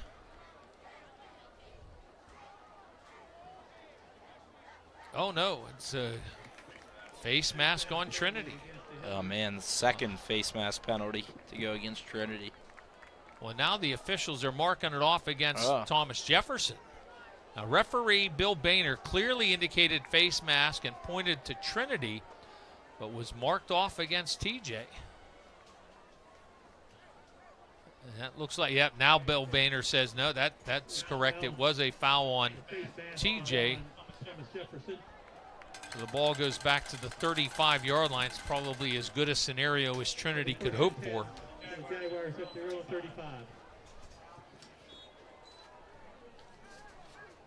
We have had 15 combined possessions in this first half, and there's still 5:34 to play. The longest possession in terms of time, 2 minutes 35 seconds. That was the opening drive of the game for Trinity. Jags 1st and 10 from their own 35-yard line, now leading 15-7. Eber's got a hole, and he's behind everybody. 40, sprinting to the near side, 30, 20. Tyler Eber's going 65 yards for a touchdown. Talk about momentum right there. Just cannot happen for Trinity. You give up the safety, and just a gaping hole in the middle for Tyler Eber to run through. Gets a couple pullers on that side, and good seal inside for Zane Sable, and that breaks it. Wessel PAT, 65 yards, 1 play, 2nd touchdown of the night for Tyler Eber. Yeah, Wessel chips the kick between the uprights. 5:24 to play, opening half. Thomas Jefferson 22, Trinity 7. Kickoff on the WJPA Sports Network, presented by CNX Foundation. Hi, this is Mark Baer from Bud Bear Subaru. You're not going to believe this. Rates as low as 1.9% on the remaining 2025 Subaru Crosstreks and 2025 Outbacks. A few more coming, but come on up and get one and get a great rate now. 1.90% financing for up to 63 months. $16.69 per $1,000 finance based on Tier 1 credit approval with Subaru Motors Finance. Bud Bear Subaru, Route 19 South, Washington. BudBearSubaru.com. Bud Bear. Orthodontics isn't just for children. Orthodontics is for everyone. Choose Good Orthodontics. Doctors Bob and Ron Good and Dr. Cullen Doyle are board-certified specialists in orthodontics and facial orthopedics. Good Orthodontics has offices in Mount Lebanon, Washington, and Pleasant Hills. See all the good a simple smile can do. Call Good Orthodontics, 724-225-1114. Excellence is a good choice. Choose Good Orthodontics. With 8:25 to play in the second quarter, Trinity trailed 13-7 and misfired on a couple of passes, either of which could have been touchdowns. Kickoff by the Jags here goes into the end zone for the touchback. And since then, including a TJ punt, the Hillers have just imploded. Bad snap, well over the head of Jonah Williamson. He ends up being tackled in the end zone for a safety. The Hillers kick off, and 1 play later, Tyler Eber's in the end zone for a second time tonight, and TJ's blown open a 22-7 lead. Yeah, if Trinity doesn't go down and put together a drive here and score, they're in real trouble with this game getting out of hand. 1st and 10 from the 20. Williamson pitches to the right side. Contained for a moment, but Gardner able to bust it out for about 4 yards. Nice carry for Gardner. Have to, ideally, I think you'd want kind of a longer, drawn-out possession where you can get a few nice plays in a row, string it together so that it can kind of take a little bit of that momentum back. Owen Gardner had the big numbers early on. In fact, he had 88 yards in the first quarter. That's his first carry of this second period. Williamson fakes a pitch one way and runs with it himself up over the 35 and pushed out of bounds at about the 37, maybe the 38-yard line. Yeah, right there, just that fake. He gets the blockers out in front. There was a lot of space for Williamson to operate. 14-yard run for Williamson, his longest run from scrimmage tonight.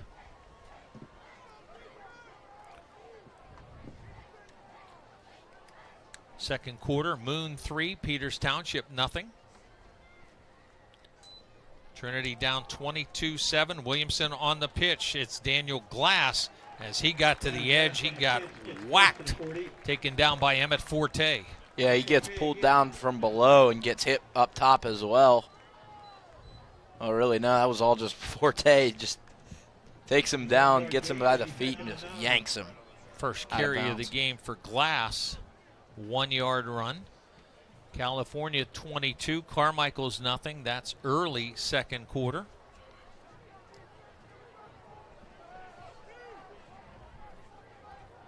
Second down and 9 for the Hillers. 4 minutes to play.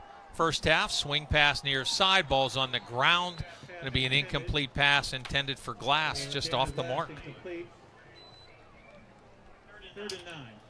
Yeah, right there, Williamson just misfires again. That's the third consecutive pass attempt where Williamson's missed his guy. Just a misfire once again.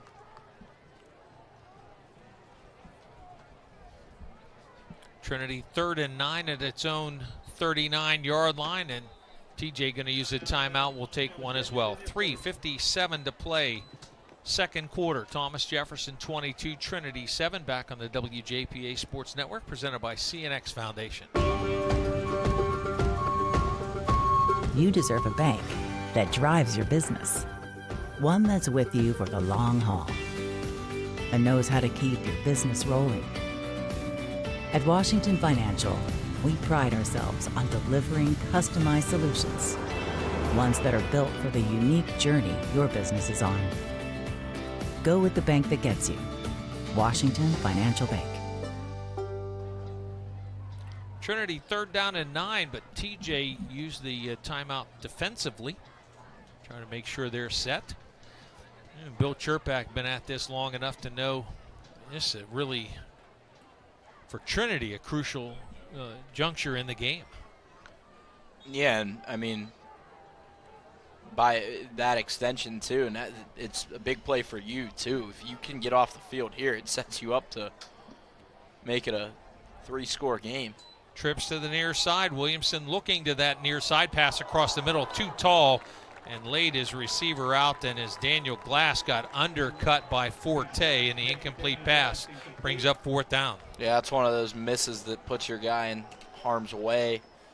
Had some serious zip, and with Glass having to go up into the air, that's a really tough catch to try to make, and he got rocked from Forte. Williamson, I have 5 of 13 for 54 yards on the night. And Trinity will punt. Yeah, those are rough numbers through the air for quarterback of Williamson's caliber. You think the Hillers will punt? Nope, they're going to line up. Line up the offense, 4th down and 9, and now Trinity will use a timeout as the play clock had worked its way down. 3:52 to go, second quarter, 22-7. TJ leading Trinity. Back on the WJPA Sports Network, presented by CNX Foundation. The October meeting of the Washington Greene County chapter of the Pennsylvania Sports Hall of Fame is coming up Thursday, October 23rd. For just $10 a year, you'll have the chance to help share the stories of our region's rich athletic tradition. All members will have the opportunity to nominate athletes, coaches, officials, and contributors for consideration for induction at next summer's banquet. Our next meeting is Thursday, October 23rd at 7 p.m. at Pony Baseball Headquarters, next to EQT Park, the deadline for nominations. Join us and be part of something exceptional. The Washington Greene County chapter of the Pennsylvania Sports Hall of Fame.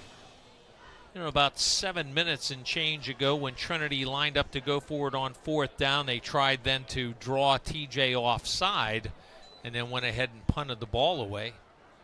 This time they used the timeout before that happens, and now they will drop Williamson back deep. High snap, and he gets a line drive kick away. It will bounce inside the TJ 40. The Hillers catch a punt bounding toward the goal line that they're trying to attack, and they catch the ball and cost a couple of yards on that. Just was not a wise grab of a bouncing punt. Yeah, that ball probably had at least 5 more yards of roll and maybe more. Just things are just kind of unraveling here for this Trinity team, and until they're kind of losing it a little bit here. 3:46 to play first half. TJ with the ball at its own 33-yard line. Down 22-7. This is defensively, Hillers have to get a stop. They cannot allow TJ to add to this lead. Tyler Eber gets the call and crosses the 35. Used to be about the 37-yard line, so 4 yards for Eber. And the more he carries, the more he gets going, and just warms his way into it.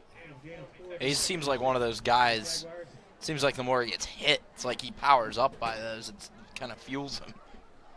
And Wash High has rolled out now to 41-0 on Keystone Oaks. Second down and 6. The carry up over the 40, going to get a first down, out almost to the 45. Hillers say they have the ball, but line officials, the Hobeyes say nope, the play was dead. Well, I'm not sure. I think I agree with Trinity. Like the ball might have been out. But it is a Jags first down at the 45. So 8 more yards there.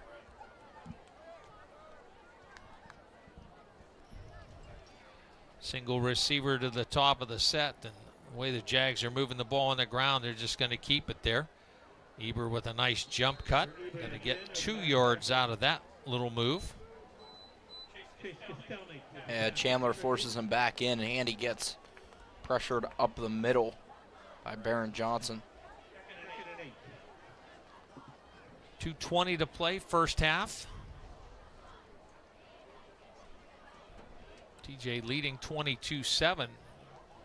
Play finally making its way in from the near sideline. Brought in by Carson Dusack.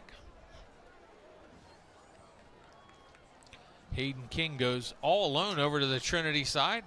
And now the running play around the end. Eber going to get the hit up high, taken down, but not before he gets to the Trinity 45-yard line, and that's right at the first down marker. That time they go away from running inside, which they've done mostly in this game, and give Eber some space. 8 yards more for Eber, and another first down. Jags make their way to the line of scrimmage, and guess who gets the ball again? Eber again with a jump cut, and he's forward for about 4 yards before touched. And now with 1:25 to play in the half, TJ uses its second timeout. A 4-yard run for Eber. 5 straight runs for the Jags, starting at their own 33, now at the Trinity 41-yard line. Thomas Jefferson 22, Trinity 7. Back in a moment here on the WJPA Sports Network, presented by CNX Foundation. Any insurance agent can sell you a policy. At RTI Insurance Services, we're going to sell you what you need. As a family-owned independent agency, RTI Insurance Services will provide you with multiple solutions for your personal and business coverages.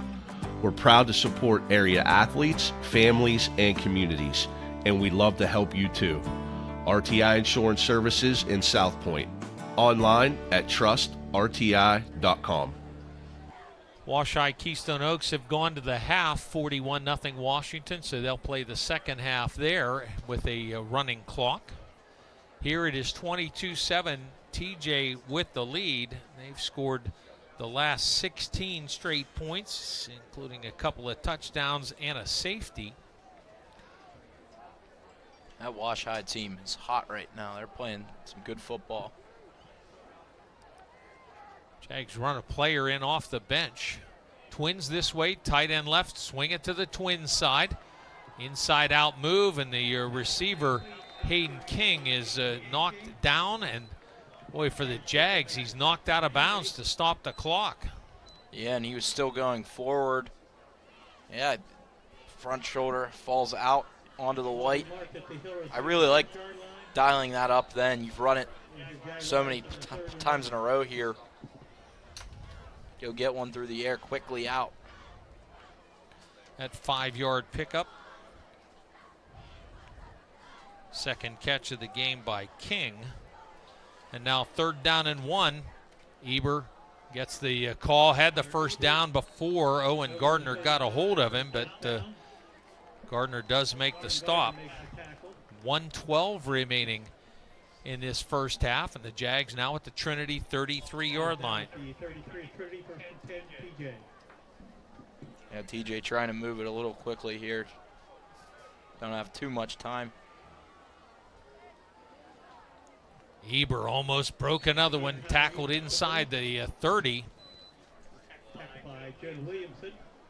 They're going to spot that at the 26. 7 yards for Eber. Trinity defense struggled several times. We saw them earlier in the year, particularly at Montour, and now the Jags run to the line of scrimmage. Eber gets the call. Going to be stopped at about the 21, but this is another TJ first down. And now 34 seconds remaining. TJ has one timeout. The ball is not at the right spot. Now referee Bill Boehner will stop while they get the chains moved. The ball at the 21. Now the clock will turn, and Coling will spike it to stop it. Coling spikes the ball, it'll be 2nd and 10.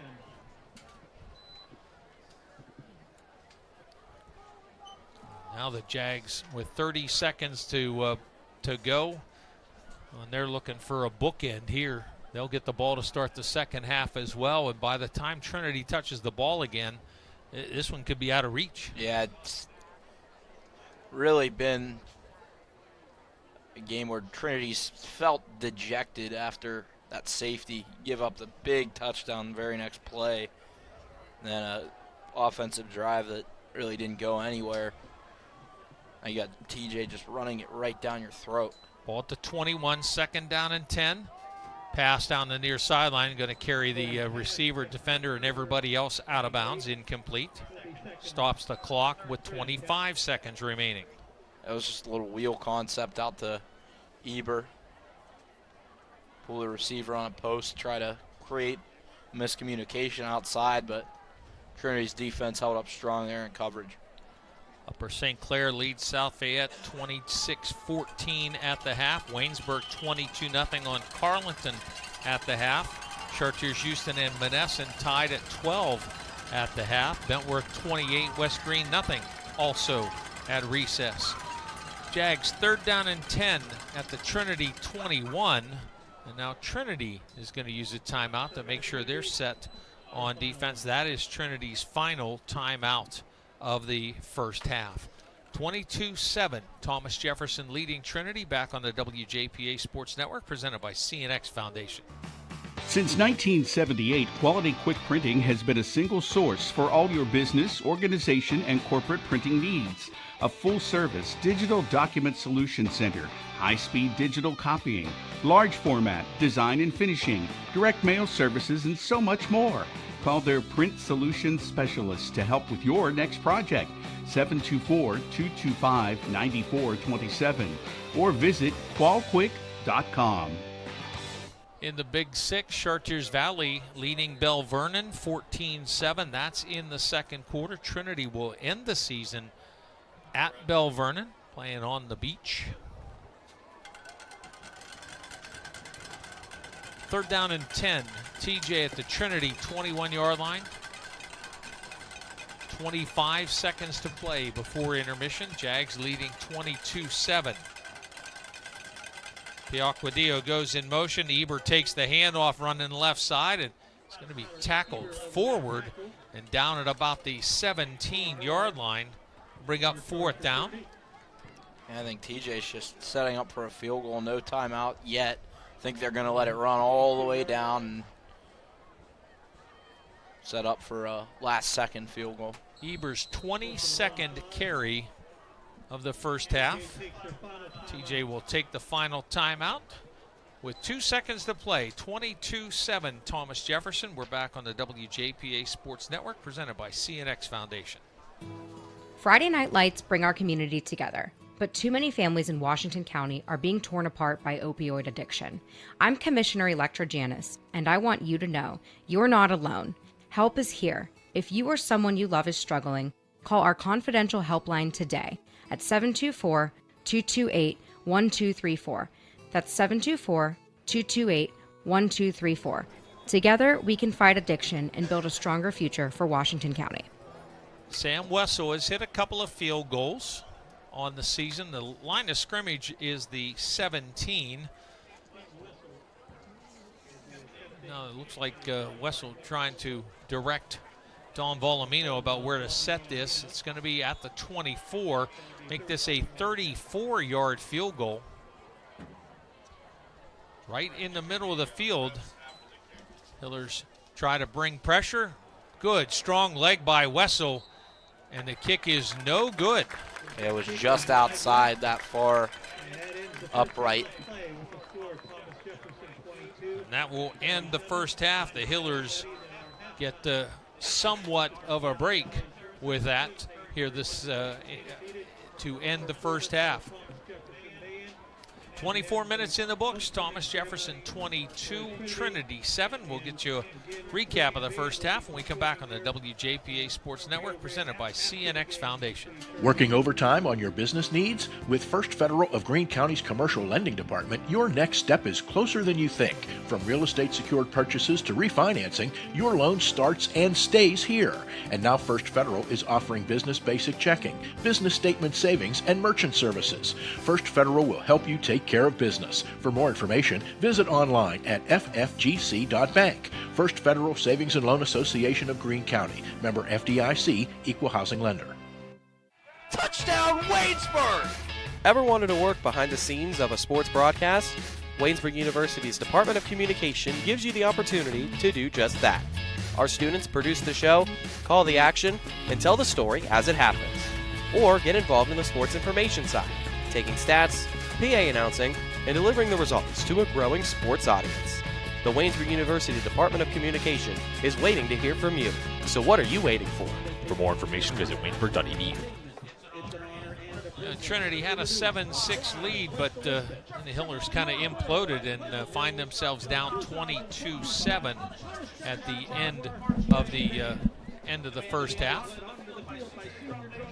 And Tyler Eber doing what Tyler Eber does. I have 22 for 161 and a couple of touchdowns. Yeah, it was really just dominant by TJ, and a mix of dominance on, up front on the last couple possessions, but also the Trinity team that, I don't want to say checked out, but you could tell the big plays got to them, and it kind of folded a little bit at the end of that second quarter.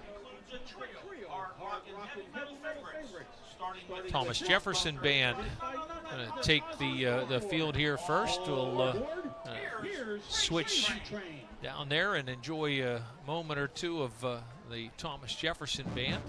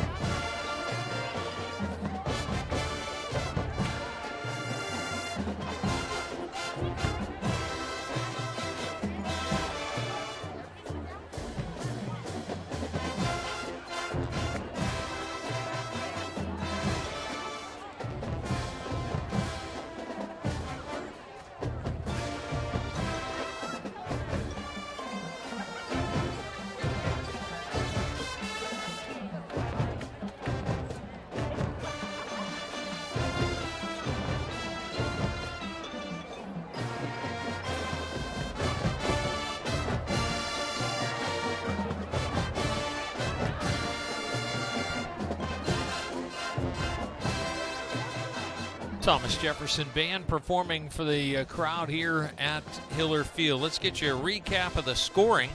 Teams traded possessions. Hillers had the only first down in the first three combined possessions. TJ took over at midfield after the snap on the Trinity punt was dropped, and then the Hillers end up with a 2-yard punt out of it. And the Jags take over at the 48. A couple of Eber runs got the ball to the Trinity 36, and that's when Dom Volumino was wide open running in the Trinity secondary, and Harrison Coling hit him and taken in for a touchdown. Trinity trying to answer, got a completed pass, but turned the ball over on a fumble by Ivari Chandler. The Hillers defense got a stop on 4th down. Trinity took over at its own 42-yard line.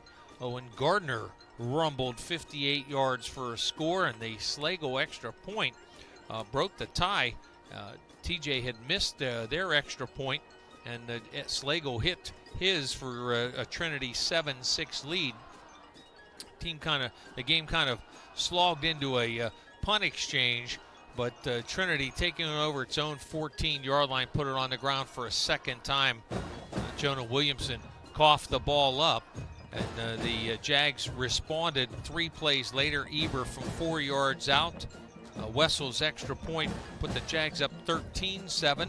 Trinity gave the ball up on downs,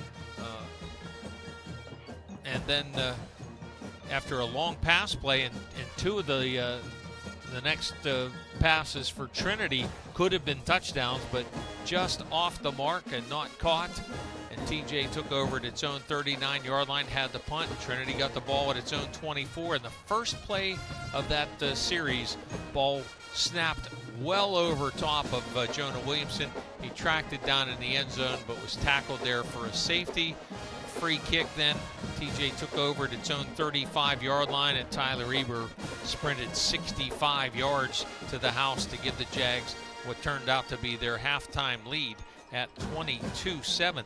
Only really extended drive of the ball game for Thomas Jefferson, the one that started and ended that their final possession of the half. They went from their own 33 to the Trinity 17. They ran 12 offensive plays in less than 4 minutes and ended up with no points as Wessel missed the field goal to keep the score at 22-7. But the Jags will get the ball when they come out for the second half. Trinity with 146 yards total offense, just 46 in that second quarter, and 1 yard on the ground after the first period.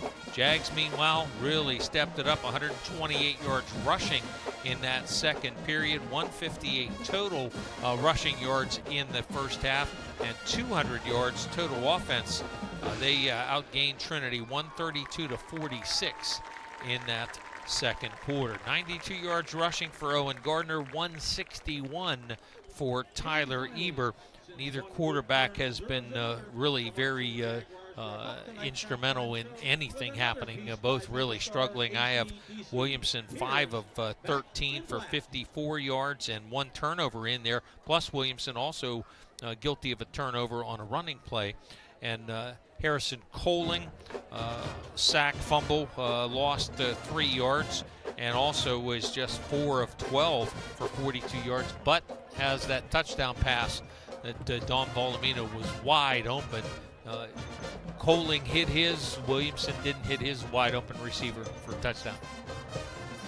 Yeah, and if Trinity's going to come back in this one, obviously they need to stop on that first possession, but also they need Jonah Williamson to just kind of carry them to it. And so far through this game, it's been a rough game for Williamson. He's really misfired on a lot of throws. There hasn't been much for him to do on the ground, but even there, he let one roll on the ground and gave it up. So it's just not, you can't have that type of game from Jonah Williamson and win if you're Trinity, and so far that's just what we've seen. Coming your way shortly, the PAC football report, and then my sit down with the former Wash-I and Cannon McMillan head coach Guy Monaco about the Washington Greene County chapter of the Pennsylvania Sports Hall of Fame. We're at the half. Thomas Jefferson 22, Trinity 7. PAC football report coming your way after this break. I'm Evan Chambers of Chambers Insurance Agency. You can't turn on the TV or scroll through social media without being bombarded by insurance commercials. They're everywhere, even on the radio. Low rates, big savings. We'll insure your pet iguana. Okay, maybe not the iguana. Sadly, many times you're not saving money. You're just getting your coverage slashed. By the time there's a claim, it's too late to see you've been duped. At Chambers Insurance, our goal is to improve your coverage and get you savings. We're local, family-owned, and we'll work with you to find the right coverage. Chambers Insurance, since 1953.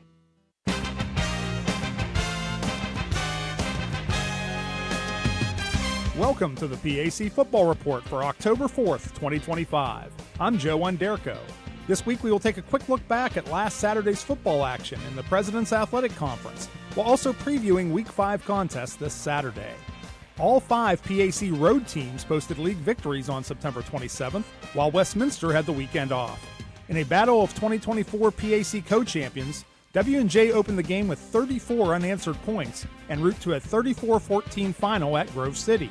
Geneva and Waynesburg each improved to 2-0 in league play with wins, with the Golden Tornadoes posting a 28-16 decision at Allegheny and the Yellow Jackets rolling past Teal 45-14. Case Western Reserve earned its first win of the season, blanking Bethany 55-0. Finally, Hiram won its first league contest since returning to the PAC with a 40-38 shootout victory at St. Vincent. Offensive PAC Player of the Week honors in Week 5 went to W&J senior quarterback Kellen Stahl, who threw for 337 yards and 2 TDs and rushed for another score at Grove City. Defensive laurels went to Geneva junior D lineman Colton Hill with 8 tackles, including 3.5 for losses and 2 sacks at Allegheny. Special teams recognition went to W&J senior kicker punter Devin Wyatt, who made all 6 kicks, including 2 field goals, while averaging 38 yards per punt. Newcomer of the week was Hiram freshman Devin Tufts with 10 catches for 179 yards and 2 TDs at St. Vincent. Week 5 again features 5 league contests, while Teal has the weekend off. The lone night game highlights the schedule, as 2-2 Geneva looks to improve to 3-0 in PAC play when they host Presbyterian rival 1-2 Grove City at Reeves Field at 7:30 p.m. It's the 99th all-time meeting in the historic series dating back to 1893, with Grove City leading 47-43-8. The Wolverines have won the last 4 meetings, including a 41-0 blanking in Grove City a year ago. Veteran Geneva head coach Gino DeMarco previews the primetime matchup. They're very, very good. We're going to have to play the best game we've played all year, which we're trying to. All of us as coaches are in the business of the process of improvement, and that's what we hope to do. After a bye week in Week 4, 2-1 Westminster returns to the gridiron when the Titans host 0-3 Bethany at Harold Burry Stadium in New Wilmington at 1 p.m. It's the 62nd all-time meeting in a series that has been dominated by the Titans 47-12-2, including a 49-7 Westminster win in West Virginia last season. Veteran Westminster head coach Scott Benzel talked about the team having a back-to-camp mentality during the off week. There's a lot of things that we had to get caught up on. There's some areas of concern for us in terms of shoring up some things, and so we took those 3 or 4 days to address that and then rest up a bunch of banged up injured Titans. It's homecoming week in Latrobe as 1-3 St. Vincent hosts 1-2-1 Case Western Reserve at Chuck Knoll Field at 1 p.m. Case has won 9 of 11 all-time meetings between the programs since the restart of Bearcat football in 2007, with the last St. Vincent win in the series being a 42-40 home victory in 2021. One highlight to open the season for the Bearcats has been the explosive passing connection between quarterback Jack Phillips and wideout Chris Downs, who has a league-best 639 receiving yards in 4 games.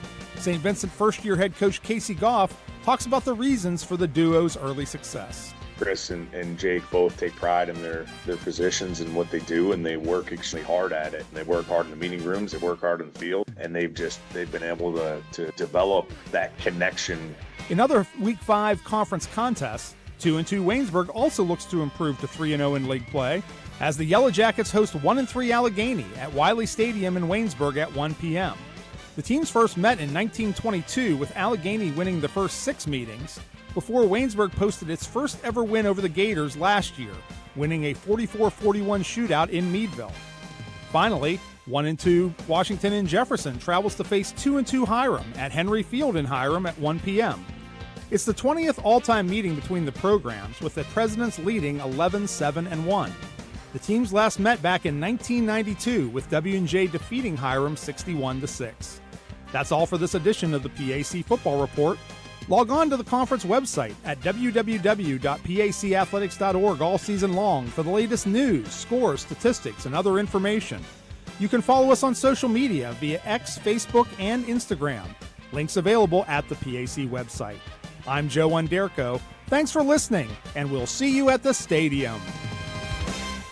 In sports and in life, accidents happen, and sometimes people get hurt. The doctors at Advanced Orthopedics and Rehabilitation specialize in orthopedic surgery, joint replacement, foot and ankle reconstruction, hand and upper extremity surgery, sports medicine and rehabilitation, and game time medical services. With main offices near Wild Things Park and offices in Waynesburg, Charleroi, McMurray, and on Vanadium Road near St. Clair Hospital, you can count on Advanced Orthopedics and Rehabilitation.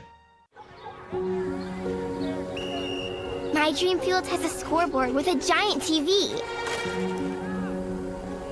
My dream field has dugouts for our mascot to dance on.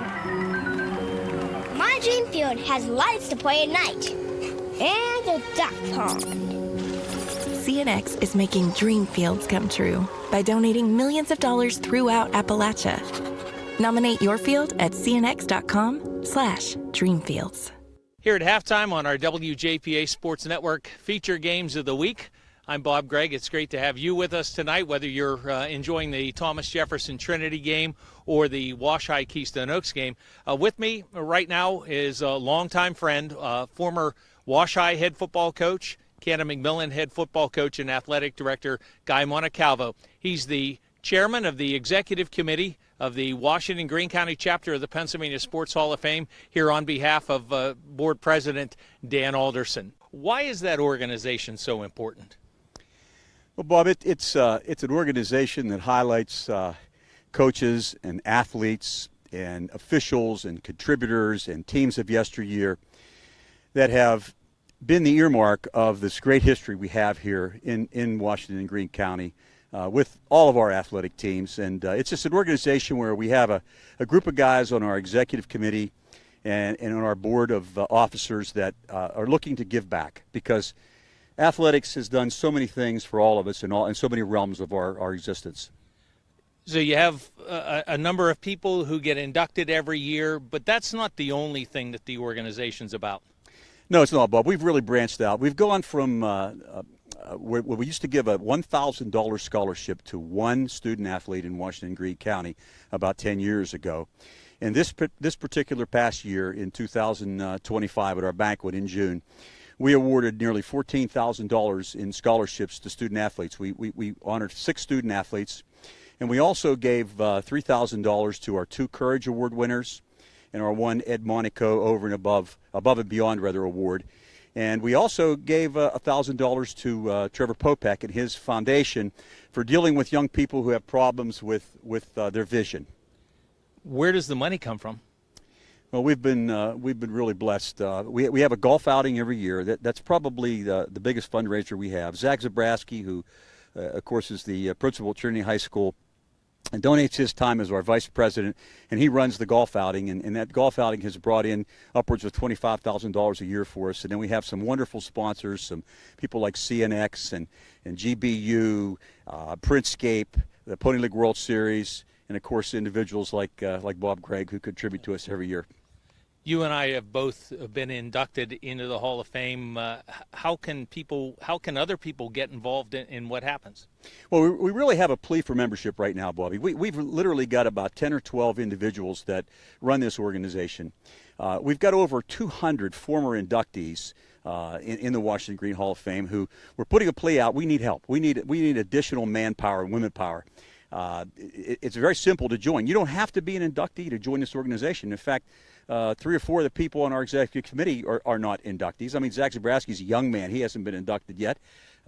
We have a couple other people that are not inducted into Hall of Fame. They're just looking to give back. So it's very simple. To join our membership, you pay $10 a year. That enables you to vote on our ballot each year. It enables you to nominate people. And again, the categories are vast. It's not just athletes. It's athletes and coaches. It's teams of yesteryear. It's officials. It's contributors. It's people who have dealt with youth sports, and people like yourself, who, of course, I know you, with your humility, you wouldn't want to say it, but you were inducted into the Hall of Fame along with Mark Uriah and people like John Sacco. We have a section for organizing and honoring journalists as well. How can people get involved? What do they need to do? They go to our website, washgreen.com, and just pay the membership fee right there. They can do it usually with PayPal. Our our treasurer, Linda Message, who's just a wonderful human being. She is still working at Mapletown as athletic director. But if you would just sign up there, pay the $10, and then you become a member. And the membership year goes from June of one year to the banquet in June of the next year. And, in fact, we have our October meeting coming up on the 23rd at 7 o'clock at Pony headquarters. And Pony has been so generous into donating that beautiful facility for us. That'll be the final night when a member can make nominations. Thanks for your work really shepherding this organization and growing it to what it is today. Well, I appreciate it, Bobby, and it just seems like Friday evening is a natural thing for you to get together. I think we did this kind of thing for about 30 years. Former Wash High head coach, Cannon McMillan head coach, and athletic director Guy Monaco talking about one of our sponsors on tonight's broadcast and a big supporter of high school and collegiate athletes, coaches, teams, contributors, etc., the Washington Greene County chapter of the Pennsylvania Sports Hall of Fame. We'll get back to our halftime activities on the game that you're watching in just a moment here on the WJPA Sports Network, presented by CNX Foundation.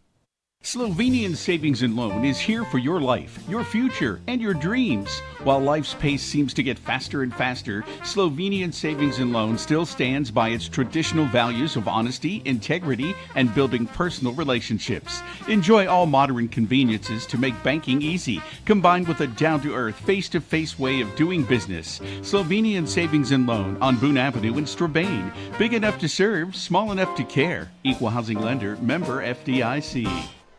Back here at Hiller Field, we hope you enjoyed our chat with Guy Montecalvo. Throughout the coming weeks, we'll be looking for other opportunities to spotlight great things happening in our two-county area and get you a chance to listen in on some of those conversations as well. About to be a fly on the wall in the Trinity locker room, Jack. What are you hearing? Yeah, I mean, I think Dan Canales is probably just trying to get his team back to, how they were feeling at the beginning of the game. Get the confidence back a little bit. It's a team that, it were a play away from taking the lead on a long touchdown pass, a couple missed opportunities there, and then really from that point on, it just seemed like things unraveled. You have to tell your team and get them to focus in on that. We're right there as far as this game goes, but two really big plays, the long touchdown and the safety, have put you in a hole. Have to come out and keep TJ off the board here. That if TJ goes down and scores, it puts you in a position where you're most likely not going to win this game. If you can keep the Jags off the board and then go down and get a score, making a one possession game, everything's really back on track. Yeah, I guess I'd have to say I think the Trinity defense has to throw a shutout in the second half. Yes. They've only scored once themselves. Could have scored a second time. Had two passes, either one of which could have been touchdowns, and it turned out neither one was. But you can't count on scoring three times in this second half, or certainly not four. So you can't give up points. Here's the big picture. In 4A, the top two finishers in each of the three conferences get automatic bids, and then 2 wild cards. Now, it's important to note that the Hillers at the moment are 2-4 overall. And Aliquippa is not in first place in their section. I'm just going to go out on a limb here. If Aliquippa finishes in third place, I don't care what their record is, they're getting a wild card. Yes. I just think that's an automatic. That leaves you at, and say Trinity doesn't come back here. They're 2-5 with 3 games to play. It's a long road back to a playoff berth. Yeah, I mean, there's still, 2 especially really difficult games left on the schedule after this one for Trinity here too. I mean, you have obviously this one. Say you lose that, you're 2-5. Then you still have Chartiers Valley and Bell Vernon left on the schedule. That's tough. It's really tough, and you're putting yourself in a really bad spot. Well, and early in the game, we talked about that if Trinity won and Chartiers Valley won, that those two would play here next week for first place in the section. Well, Chartiers Valley and Bell Vernon are tied at 14 at the half of their game. Trinity's 15 points in the hole and about to give the ball to Thomas Jefferson. A couple of other scores quickly for Cherry. 42-20 up on Cornell at the half. Chartiers Houston and Monessen tied at 12 at intermission. Avella 21, Mapletown 12. Bentworth 28-0 ahead of West Green. Jeff Morgan 14, Best Center 3. And California up on Carmichael's 38-0. Those all Tri-County South all at the half. Moon 3, Peters Township 0. That's at intermission. Ringgold 19, Laurel Highlands 7. That's in the second. Wash High 41-0 up on Keystone Oaks at the half. And Waynesburg 22-0 up on Carleton at the half. The run-up, Cincinnati's kick is short and will be taken at the 23-yard line far side. And single man trip up of Emmett Forte, going to get him to the ground somewhere around the 32-yard line. And here you go. I mean, 30-plus carries in that first half for Eber. 2-score lead here for TJ. You have to expect it's going to really stay that way. 20-plus carries. 22? I have 22 carries. Or 20, yeah. Okay. 20 plus. Sorry about that. Just making sure I didn't. I mean, I know my microphone kept cutting out, but I didn't think it was quite that bad. 1st and 10 Jags from their own 32-yard line. Pass play to the near side. A nice pick to get the man open. It's King. And a completion going to get King stumbling to make the grab. Gets about 7 yards on the play. Yeah. 2 defenders got picked off, and neither got to King, but good thing for Trinity, he was stumbling. Yeah, if he wasn't stumbling, caught that in stride, that would have been dangerous. There was really nobody out there over the top of King. Bell Vernon has scored early in the third to lead Chartiers Valley 21-14. Ligonier Valley 55, Charleroi 7 at the half. Tyler Eber, the ball carrier. He'll get a first down. We get to the 43-yard line. As the lead blocker out front follows him, runs into him, bounces off of him, and just ducks in ahead. Jaguars 1st and 10 at their own 43-yard line.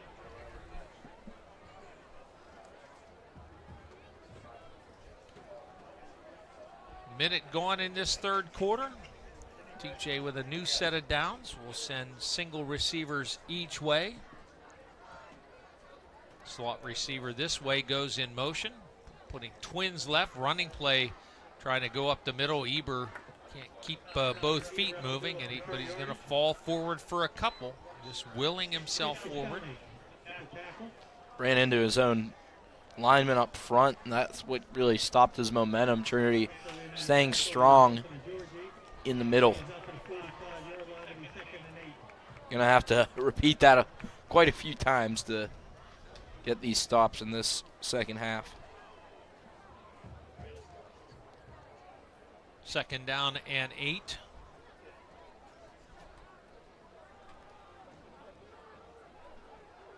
Tight end and 2 wide receivers. Now the tight end left side is covered, but it's a running play anyway. Eber trying to find a seam, and there is not one to be found. Going to get a yard.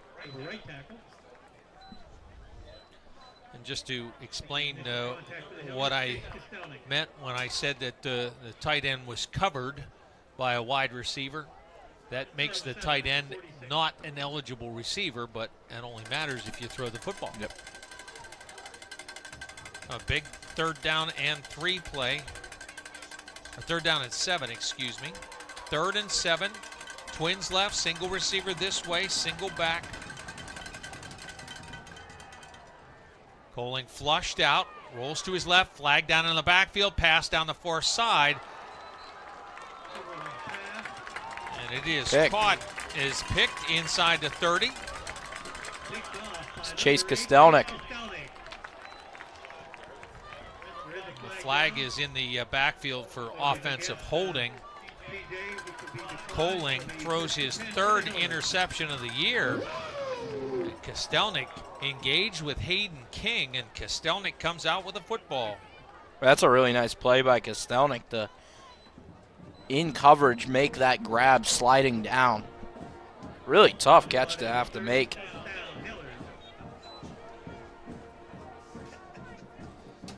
9:13 to play, third quarter. Trinity gets the stop on the first TJ possession, takes the ball away. Low snap handled by Williamson, but trying to find a room to run, and now takes it around the right side. 35-40, got the sideline.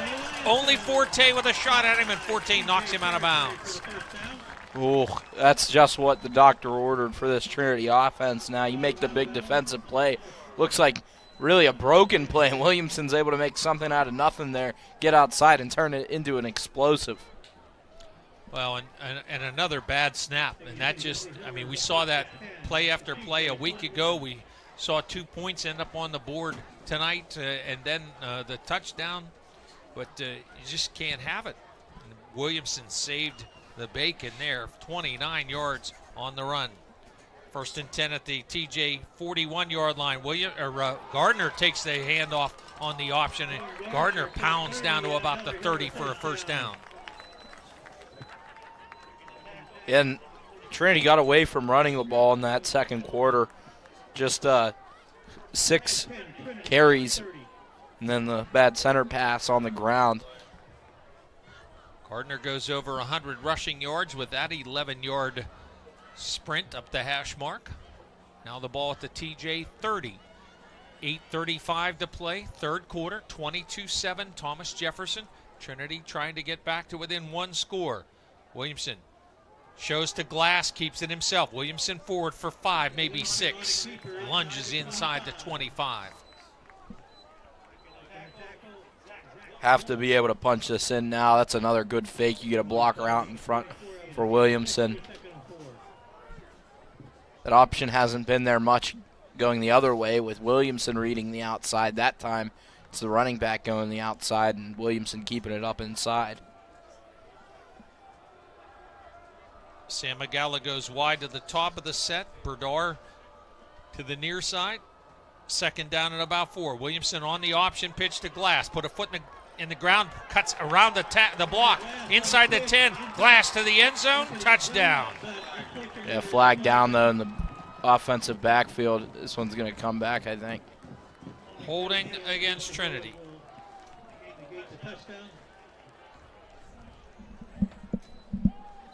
Line of scrimmage was the 24. Where was the flag? Was it the wide receiver block on the outside, or was it Chandler gets flagged?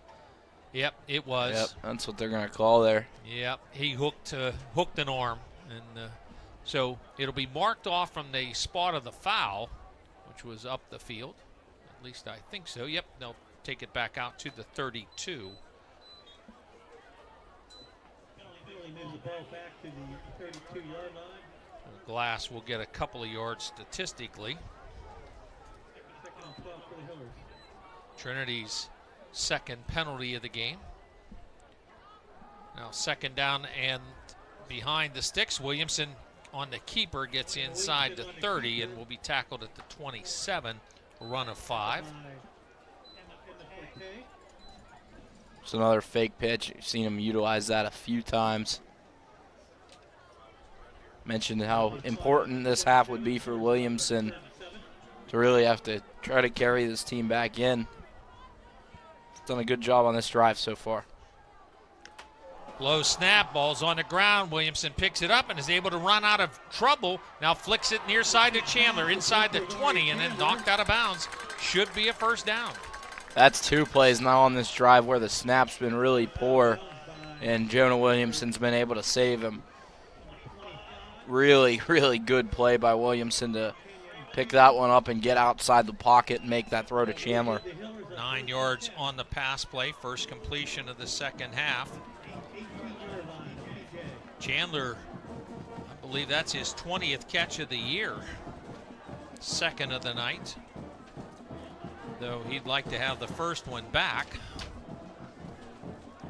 6:52 to play, third quarter. 22-7 Thomas Jefferson leading, but Trinity at the TJ 18-yard line. 7th play of the possession. Check that, 6th play officially coming up. Williamson gets a good snap, rolls right, and the play is whistled dead, and this may be delay a game. Well, you can't have it. You just cannot have it. 2nd penalty on the possession. Yeah, you're having a really good drive here. Stringing together good plays. Like I said, Trinity would want to try to take some momentum back, and that type of play there, a delay of game penalty, that's a tough one to take. Kostelnik and Chandler to the right. Gardner takes the pitch, goes to the right, ducks underneath backfield contact, and going to get knocked backwards from the 21. A run just of 2.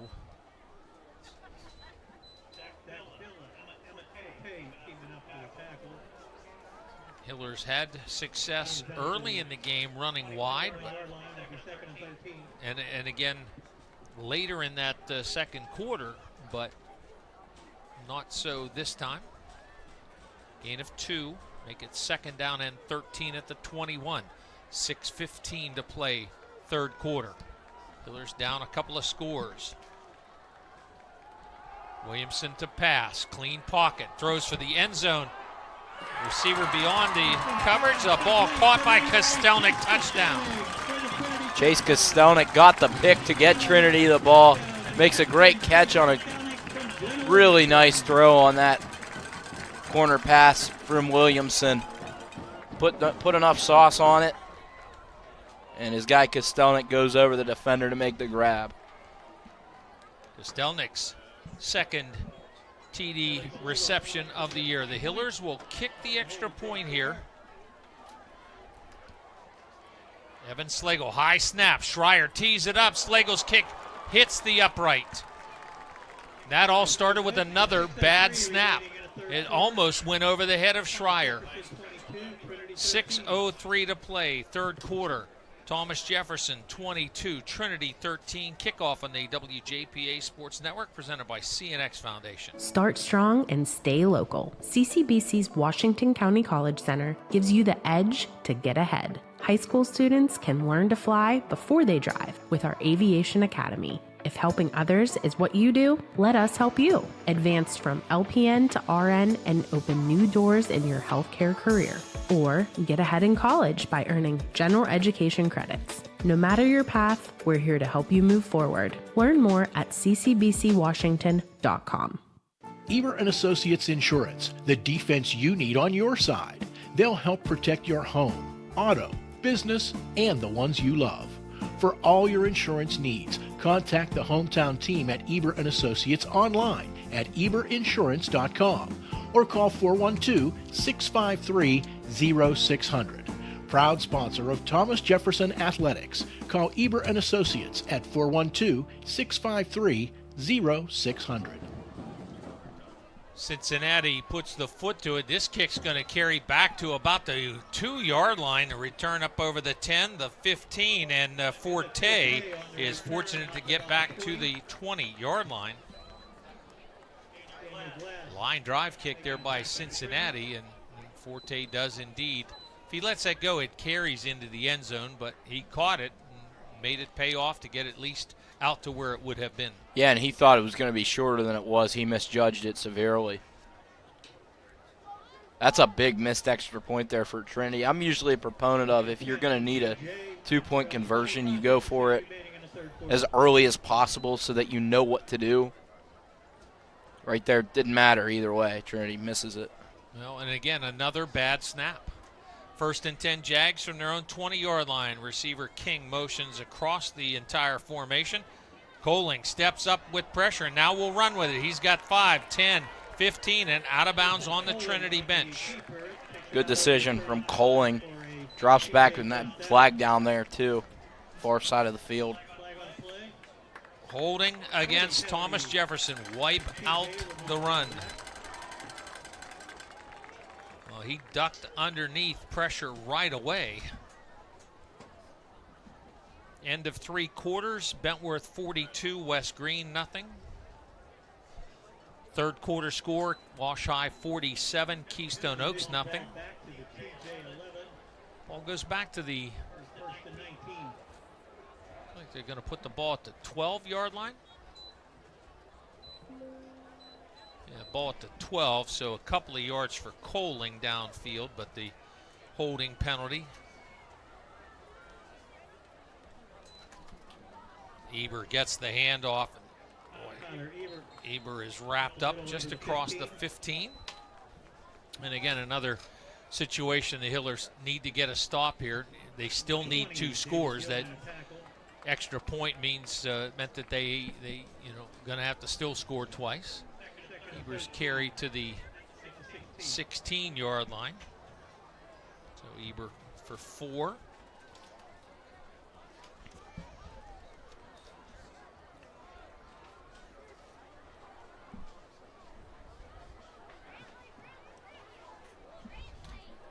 Have to get to the 30-yard line, so 2nd and 14. Coling pass up the far sideline, and it carried out of bounds and therefore uncatchable. He just tries to float one up the far side. And good inside position. Actually, the pass stayed in bounds, but good inside position for Trinity defensively. Yeah, Daniel Glass really jammed the receiver at the line. Really wiped him out of the play. A really good rep for Glass. 22-13. Thomas Jefferson leads. Clock stop on the incompletion with 5:01 remaining in the third quarter. 4 wide receivers, 2 each way. Jags face 3rd down and 14 at their own 16. Single back. He'll take the handoff. Eber bounce off of first contact, but not second. Going to get about 7 yards on the play, but it'll bring up 4th down and long. Assuming the 23-yard line, so 7 yards for Eber. Assuming that TJ punts this and everything goes clean. What a couple of possessions here in a row for Trinity, each side of the ball, where get the pick, get the long touchdown drive, and a really nice job getting the stop. And now a penalty on Thomas Jefferson. False start. That'll take the ball back shy of the 20-yard line.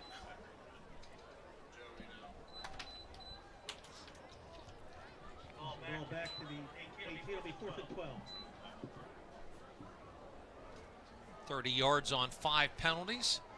Pressure coming. Wessel gets the kick away, and it's a beautiful kick out across midfield and takes a TJ bounce before going to the boundary. The Hillers defense gets a stop. 4:20 to play in the third. Thomas Jefferson 22, Trinity 13.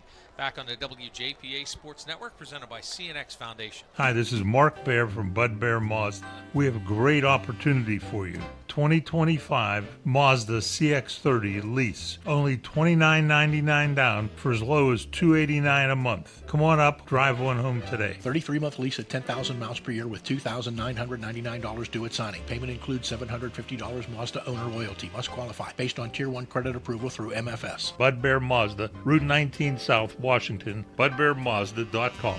Bud Bear. Trinity 1st and 10 at the 42-yard line after the 40-yard Wessel punt. Toss back on the option to Gardner, who bucks his way forward for about 4, maybe 5. Keep pounding it with Gardner if you can. He's had a good game so far. He's up over 100 yards. Keep letting him tote the rock, then that's when you use that to counter with Williamson. And Gardner indeed with 5 yards on the play. 2nd down. Williamson shows to Gardner, slips and falls back shy of his own 40-yard line. Pass protection was good there. Williamson made the move to a clear spot in the pocket and just falls. A loss of 8 in what becomes a unforced sack.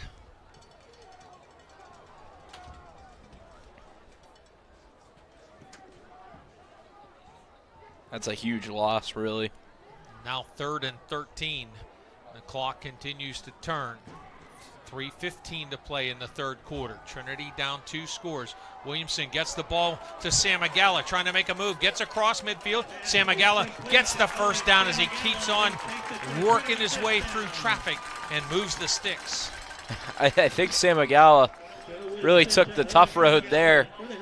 He didn't see it. He did his back turn to the near side. There was a lot of clear space over here, but goes the other way, and he was able to work through some tackles, get that 1st down. 15-yard catch and run. Sam Agala over 100 receiving yards on the season now with that pickup. And a new set of downs, this time in TJ territory. 1st and 10 at the 46. Gardner beside Williamson, and Williamson handles a snap that was on top of his left shoe and is sacked.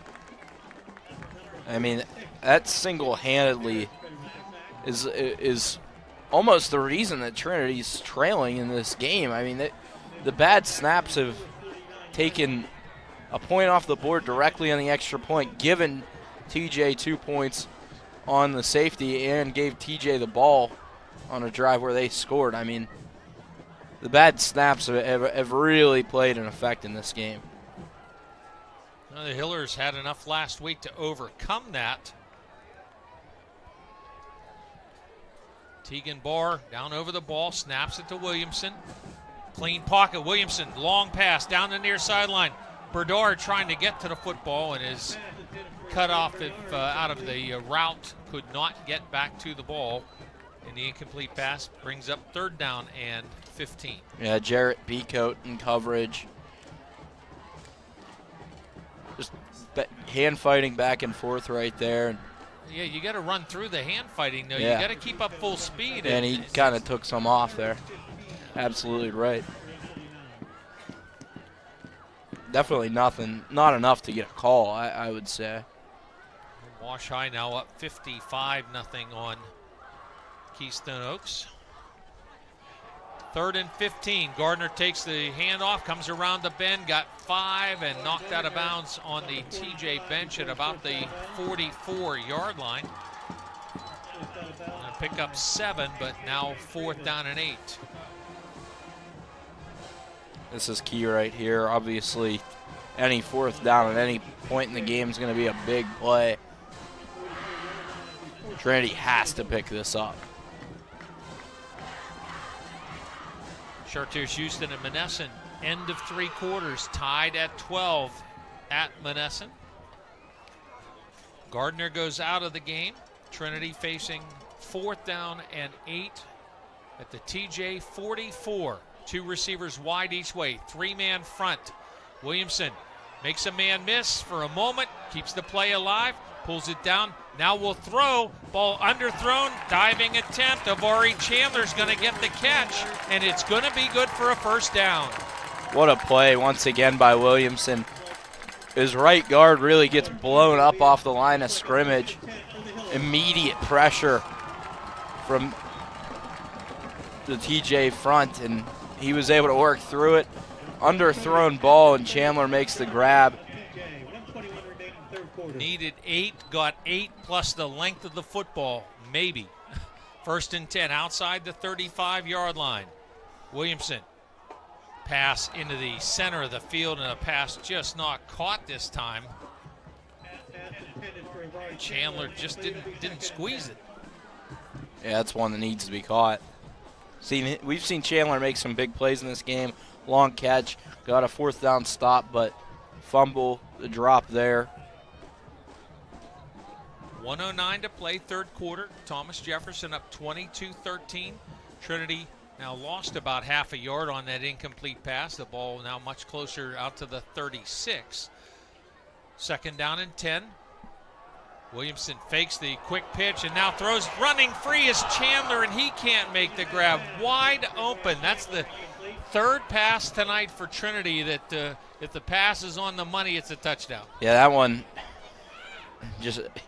It really wouldn't have mattered how hard Williamson threw it. He could have just floated that up and let his guy settle under it like an outfielder. Instead, I think he just sees his guy, gets excited, lets it rip, and overshoots Chandler. And there's not a white jersey and gold pants anywhere in the picture. That's one of those ones. Chandler was so far behind the defense, I don't even think TJ's moving to the ball when they see that go up. 3rd down and 10. High snap. Williamson handles it. Now trying to improvise. Dump the ball off on a screen right side and overthrown. Incomplete. And it brings up 4th and 10. Drop, misfire, then a screen that just TJ was on it. Well, they were on it, but the high snap starts the whole thing. And it timing. I mean, everything's timing. past has not been, you can't not play a clean game and beat TJ. And you make a good point. I mean, this is a Trinity offense where a lot of the pass game is timing routes. I mean, it's knowing when to throw it to a guy through a zone. 4th and 10 outside the 35. Williamson, sideline, ball is caught inside the 25, the 20, and the tackle from behind jarred the ball loose, but Braden Berdar sees it go out of bounds. Trinity first down, second 4th down conversion on the possession. And talk about the misses Williamson's had. That's a really good throw. Berdar fortunate, makes a good move, but gets the fumble forced from Zach Villa on the tackle, just goes out. 18 yards on the completion. 1st and 10 Trinity with 42 seconds to play. Berdar, who had 3 TD catches last week, has 2 catches tonight. Single back. Williamson on the option, pitch to Gardner. Got hit, shoved backwards from the 15-yard line. Forte with a big hit. Yeah, we've seen Forte really lay the wood a couple times here. I mean, he just hits Gardner with the hit stick right there. That's a big hit. Hillers will come to the line of scrimmage, have 7 on the game clock, get to the line, and we'll try to run a play here. Williamson pulls it back from Gardner, ran out of a shirt tackle, and Williamson is crumbled at the 14-yard line as the third quarter comes to an end. Thomas Jefferson 22, Trinity 13. You see the big hit put on Williamson there to close the third quarter. Hillers knocking at the door, down 2 scores. While the fourth quarter for you, who knows, maybe a little bonus football when we come back on the WJPA Sports Network, presented by CNX Foundation. Orthodontics isn't just for children. Orthodontics is for everyone. Choose Good Orthodontics. Doctors Bob and Ron Good and Dr. Cullen Doyle are board-certified specialists in orthodontics and facial orthopedics. Good Orthodontics has offices in Mount Lebanon, Washington, and Pleasant Hills. See all the good a simple smile can do. Call Good Orthodontics 412-655-4660. Excellence is a good choice. Choose Good Orthodontics. You deserve a bank that brings fresh ideas to your business. One that can see you're a cut above and knows you like you know your customers. At Washington Financial, we pride ourselves on preparing personalized solutions, ones that cater to the unique needs of your business. Go with the bank that gets you. Washington Financial Bank. Well, Trinity about to face a 3rd down and 7 at the TJ 14. Hillers outgained the Jags by 100 yards in that third quarter. 3rd down, running play going up the middle. Forward going to get about 5. Needed 7 did Williamson, but he got it inside the 10. And now here's the question. Hillers need 2 scores. You're inside the 10-yard line.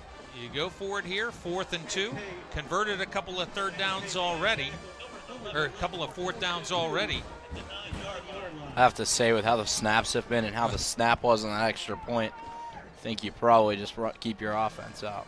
4th and 2. Williamson pitches to Gardner. It's high, and Gardner does not get close. Hillers keep the ball 15 plays, 4 minutes and 55 seconds, and get nothing. I really don't like that play call there. I think that probably let Williamson drop back. And if he has to run it, and you let him do it. But don't like the speed option out there. Trinity's going to be firing towards the line of scrimmage. Gardner had no chance. 11:26 to play. Thomas Jefferson, 30 yards, 1 first down, 1 turnover in this second half. And here we go. Steady dose of Eber. He muscles forward for about 4 to the 15.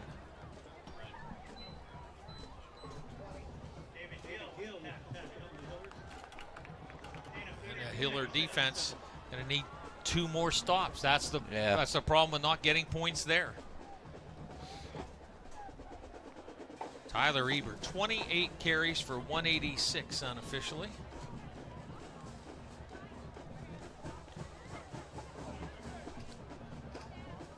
Just Just over a minute gone in this fourth quarter. 2nd down and 6 from the 15. Pass play to the near side. Ball was caught behind the line of scrimmage, and the tackle is going to be made behind the line of scrimmage. Catch is made by King. He looks like he's going to get credit back to the 15. No, actually going to spot it shy of that. A loss of a yard on the completed pass. And a Trinity player is shaken up. And with that, we'll take a timeout as well. 10:24 to play in the fourth. Thomas Jefferson 22, Trinity 13. Back on the WJPA Sports Network, presented by CNX Foundation. This is Coach Guy Monaco for the Washington Greene County chapter of the Pennsylvania Sports Hall of Fame. Thanks to the support of CNX, GBU, Printscape, the Pony League World Series, and the participants in our annual golf outing, we awarded nearly $14,000 in scholarships to local high school athletes, plus $3,000 to our Courage Award and Edward Monaco Above and Beyond Award winners. And we granted money to high school athletes starting their own nonprofit charities. We encourage you to join us at our next meeting and be a part of something exceptional. The Washington Greene County chapter of the Pennsylvania Sports Hall of Fame. Any insurance agent can sell you a policy. At RTI Insurance Services, we're going to sell you what you need. As a family-owned independent agency, RTI Insurance Services will provide you with multiple solutions for your personal and business coverages. We're proud to support area athletes, families, and communities, and we'd love to help you too. RTI Insurance Services in South Point. Online at trustrti.com. Whether in the stands or watching from home, show your team spirit with custom printing from Quality Quick. They are your local partner for vinyl banners, fan apparel, and yard signs to help celebrate your home team. Quality Quick has been a proud print supplier for local schools and boosters in the community since 1978. Don't just watch the game, be part of it. Call 724-225-9427 or visit qualquick.com. Daniel Glass, the injured Trinity player, make his way off the field under his own power, was part of that stoppage of Hayden King for a loss of a yard. Now it brings up 3rd down and 7 for Thomas Jefferson. Hiller defense has not allowed a first down since the second play of this second half. But the Jags now at their own 14-yard line. 3rd down and 4. The Aquadio motions to the far side. Eber gets the handoff, spun off of it once, but couldn't keep spinning and keep his balance, and gets out to about the 17. Yeah, had blockers out front, but good first contact from Williamson. Gardner finishes it. Now Trinity's got a man on turf. And this is got cramp look to it as well. 3 yards for Tyler Eber. And the Jags are going to send the punt unit out one more time. 10:01, still time. Hiller's, you talked about if they're not able to rally and win this thing, and plays they'll look at, the 2 incomplete, now the 3 incomplete passes that would have been touchdowns. Yeah, I mean, and those are directly points right there. I mean, and the 15-play drive that got nothing.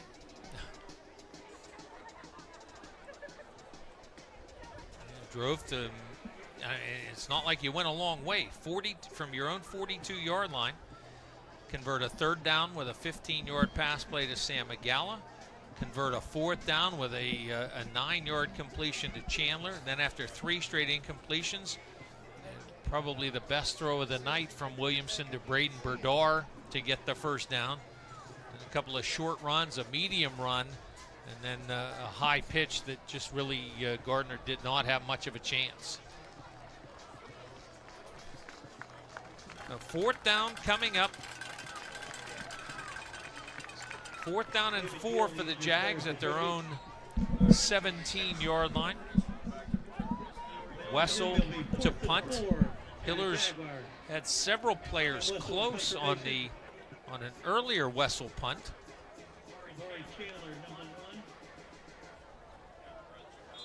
if you're Trinity, you probably go return here, but they might go and try to attack this punt. And a flag from the referee. I think the Jags snapped the ball before red mark. Illegal procedure is the penalty. That'll take the ball back to the 12. And, you know, TJ has not been all that, what's the saying, buttoned up tonight. No, I mean, that's there's been a good number of procedure penalties. Wessel gets the kick away. It's very short coming to the bench. It's going to hit just across the 40-yard line. Trinity's going to have less than half of the field to work. Down by 9 points and 9:47 to go. Kick is marked out of bounds at the 43-yard line. So 31 on that punt. And Trinity takes over in TJ territory. Chartiers Valley and Bell Vernon 21 all going to the fourth. 9:47 to play in our fourth quarter. Trinity 1st and 10.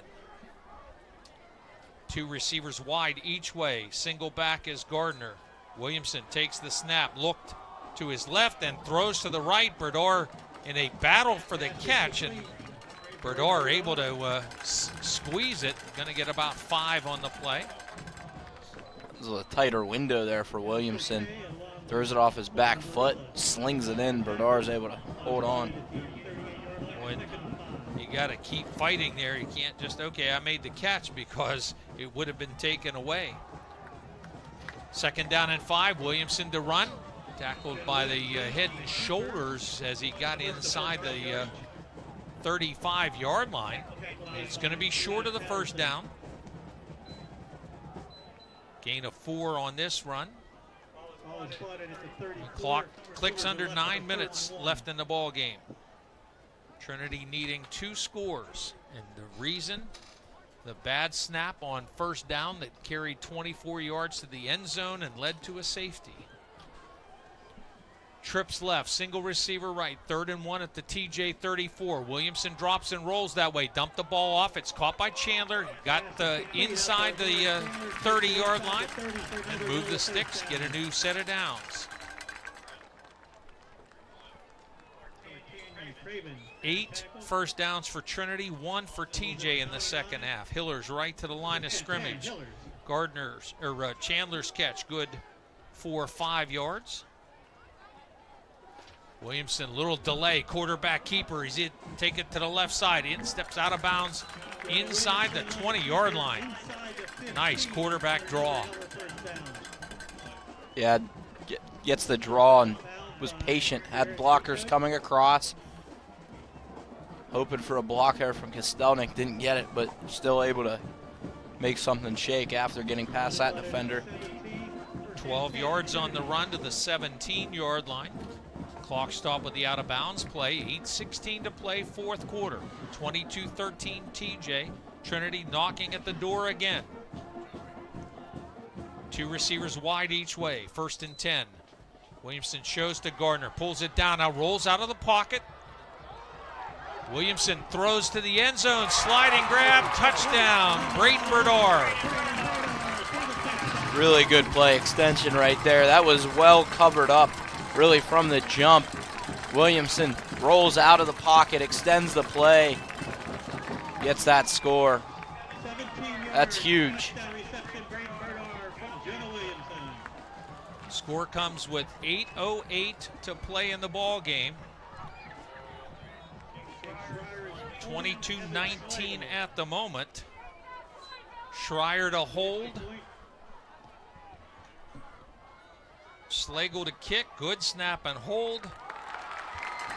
And the kick is up and good. Thomas Jefferson 22, Trinity 20, 8:08 to play in the 4th. Kickoff on the WJPA Sports Network, presented by CNX Foundation. Friday Night Lights brings our communities together, but too many families in Washington County are being torn apart by opioid addiction. I'm County Commissioner Nick Sherman, and I want you to know you're not alone. Help is here. If you or someone you love is struggling, call our confidential hotline today at 724-228-1234. Together we can fight addiction and build a strong future for Washington County. 724-228-1234. 1234. Don't fall behind on your home improvement projects. Let First Federal Savings and Loan of Greene County help you with the heavy lifting before winter. First Federal gives you all the tools you need with FHA Title I home improvement, home equity, construction, and owner-builder loans. With offices in Washington, Greene, and Fayette counties, your loan stays here. Apply in person or anytime online at ffgc.bank. First Federal Savings and Loan of Greene County. Member FDIC, Equal Housing Lender, NMLS 458729. 8:08 to play in the fourth. Trinity has cut the halftime deficit to 2 points, 22-20. And looks like a penalty on TJ as well. Looks like the Hillers are going to kick off from Trinity or from TJ's 45-yard line.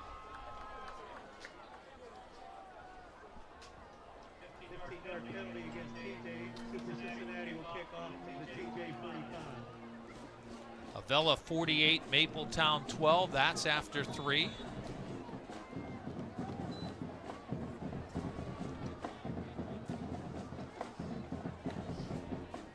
Chartiers Houston up on Monessen 25-18, and Cincinnati's kick is going to carry through the end zone. So in some regards, you waste the 15-yard penalty by kicking it that deep.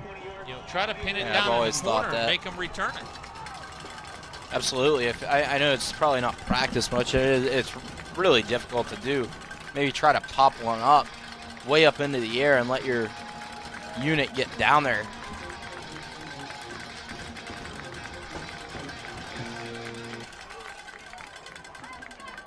Jeff Morgan leading Best Center 28-3 after 3. Tyler Eber carries up the middle on 1st and 10 from the 20. Looks like he's going to get maybe 4 yards to the 24.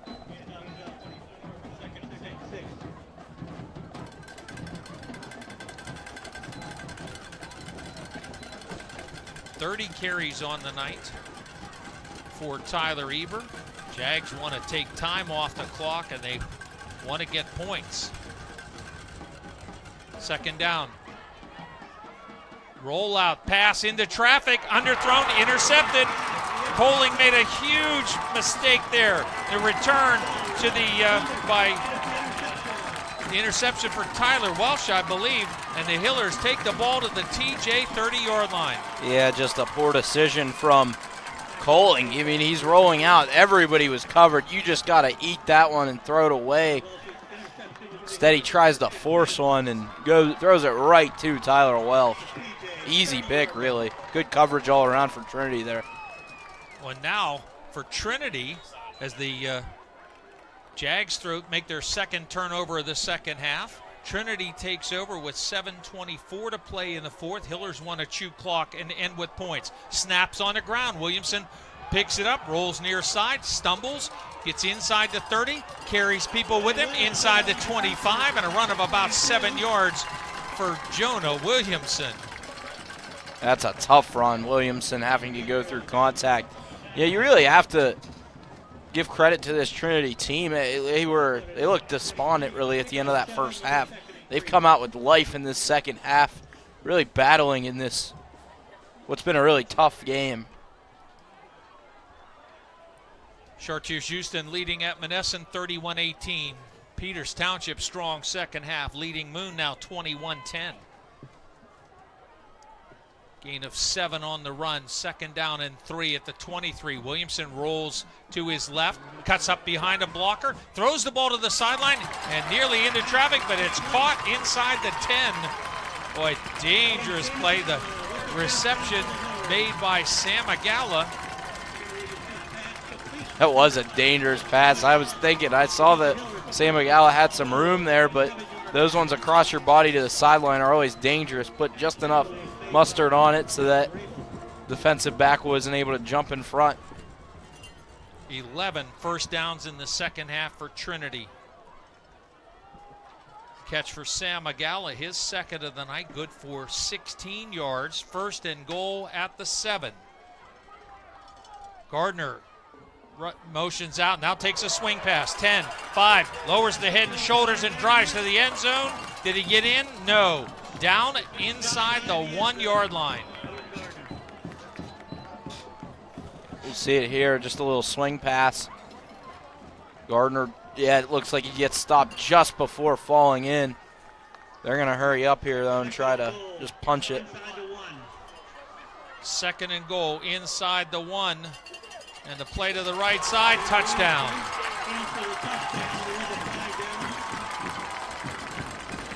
I think they announced that there's a flag down, PA announcer.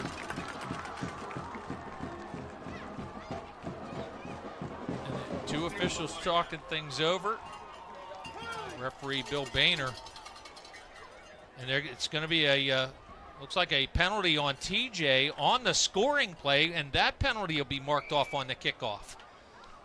Yeah, they're Williamson. Oh, yeah. Going left, and yep. Tackled by the face mask. Yep. So Williamson into the end zone for the touchdown that puts Trinity in front. What a turn here in this second half. Trinity's just dominated the second half of play. TJ has 1 first down in the second half. I'll just swing back here for a minute. Hillers will go for 2 to try to go up by 6. It's 26-22. The score with 5:33 to play. Williamson pitch back, and now Glass going to throw for Bredar. Floats to the corner and carried him out of the end zone. No good. I like the thought there, but it was put the ball in Glass's hands. He kind of had to float it up just a little too far to the sideline. Trinity 26, Thomas Jefferson 22. 5:33 to play here in the fourth quarter. We'll keep it here for a moment, and we'll just keep it here. Make that a little easier for our production crew. Limping to the far sideline is Chase Kostelnik. Now here comes the, they fake the handoff to Gardner, and Glass just floats it too much. Bredar was open, but pass, too much float on it, and led him out of bounds to step out of the blue and onto the white. Now Trinity's defense has to do it one more time. And if you're TJ here, I mean, you really haven't made a play all half. Got the 4th down stop, and that's really been it. Have to, take the momentum back here.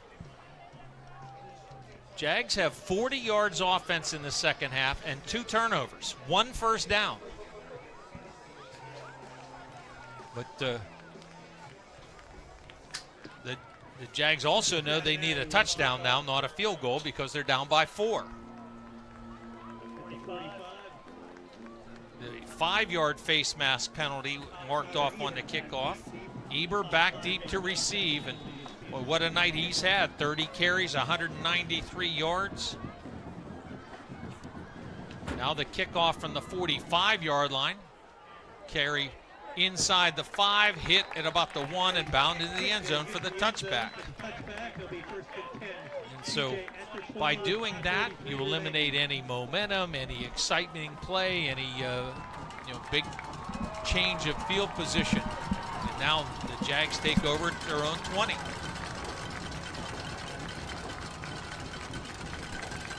.533, I mean, that's a lot of time on the clock, but how the pass game's been, you're going to probably have to go to the run here.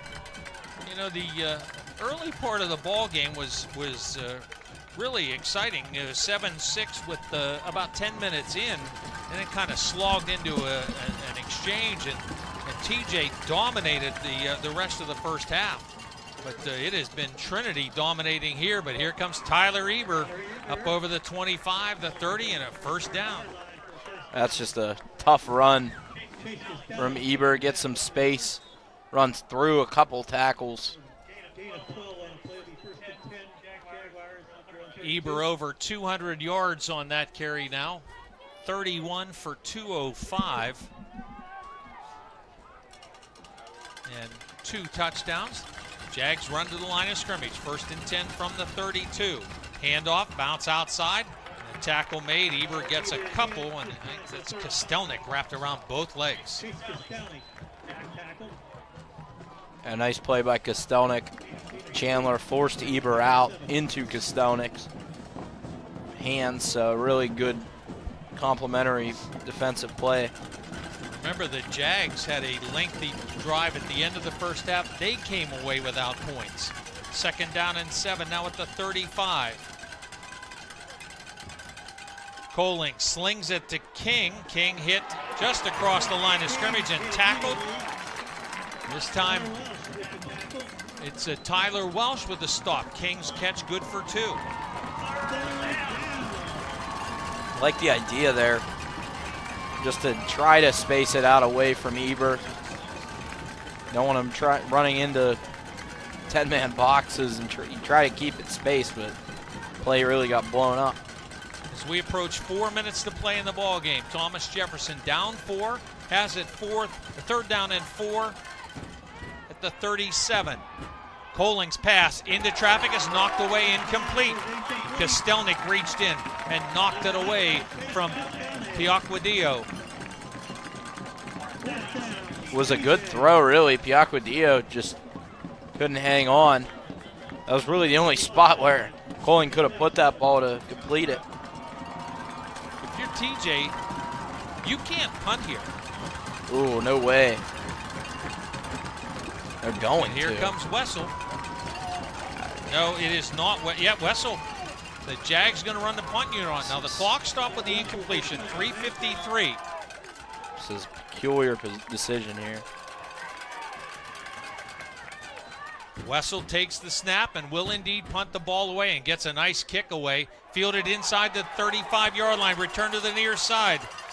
It is Daniel Glass across midfield. Taken out of bounds. 30 yards on the punt. Glass with a huge return.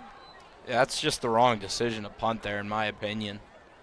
I mean, the punt return gets the field position to, 10 yards away from where you would have been if you fail. I mean, yeah, 30-yard punt, 20-yard return. That's just really, really strange decision. Very passive, very conservative. Both teams have all of their timeouts remaining. Trinity with a 1st down, 4-point lead, and the ball in hand at the TJ 47-yard line. Handoff, Gardner going around the left end. Nice inside-out move. Gardner got a hand down to keep his balance, and he's going to power it to the 43, a run of 4. And stays in bounds and keeps the clock turning. Oh, they actually spot the ball back to the 44. I don't know if I see our replay again. I think I'm going to disagree. Yeah, I think I do disagree. I think he definitely. I honestly thought that hand kept him up. Oh my! He might have got the 42. Not a good spot for the Hillers. 2nd down and 7. Straight ahead, Gardner this time pushes the Powell close to the 40-yard line, and now TJ will use a timeout. Gardner's carry gonna only get spotted to the 41-yard line, so 3 yards on this run. 3rd down and 4 upcoming. Let's play long term here. Trinity's had trouble with snaps. Trinity's had trouble punting, and at times Trinity's had trouble on that whole combination, catching the snap on a punt. They had a 2-yard punt earlier, and so you don't get it here. What do you do? Unless it's a play that goes backwards, I think you go for it and keep your offense out there and win the game. I mean, we saw it in the Steeler game. That was a highly debated play, punting instead of going for it on 4th and 1 that would have ended it. This is a little bit of a different situation. It's 3rd and 4 right now, and it wouldn't end it exactly if you got the 1st down, but I mean, it puts you in a very high probability type of situation.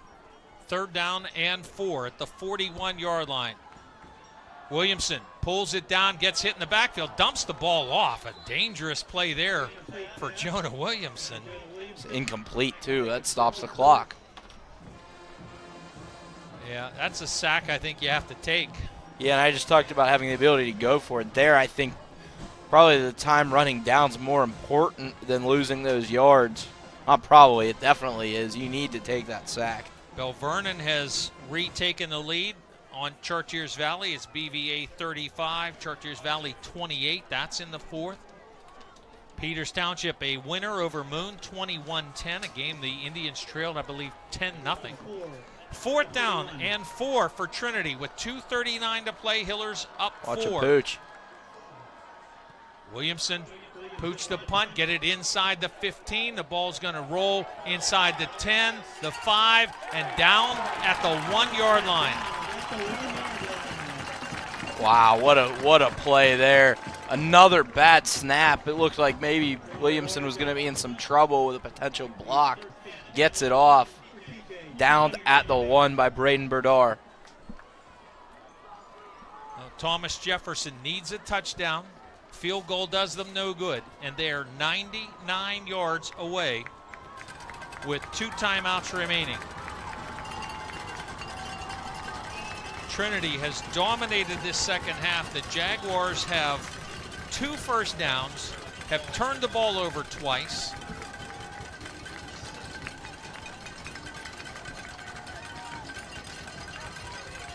From the end zone, Coling takes the snap, pressure, dumps the ball, intercepted, touchdown! Wow, they were looking to set up a screen, and Owen Gardner all over it. Jags' 3rd turnover of the game, 3rd interception thrown by Harrison Coling in the second half. Wow, what a play. 2:26 to play in the ball game. Hillers will try a point after. And now up 32-22.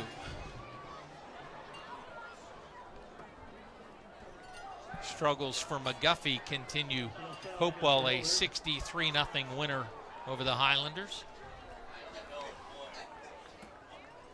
Gardner snuffed out the screen, intercepted the pass, and was standing in the end zone when he came down with the ball. It's not often you see a pick 6 where the guy has to have no return.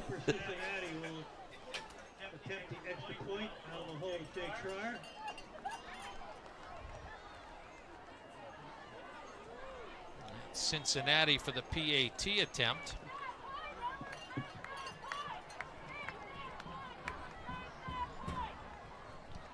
Schreier to hold. That's a good snap. Yeah, there's movement. And the flag come off. Bring it back. That was Javis Pugh. Illegal procedure penalty against the Hillers.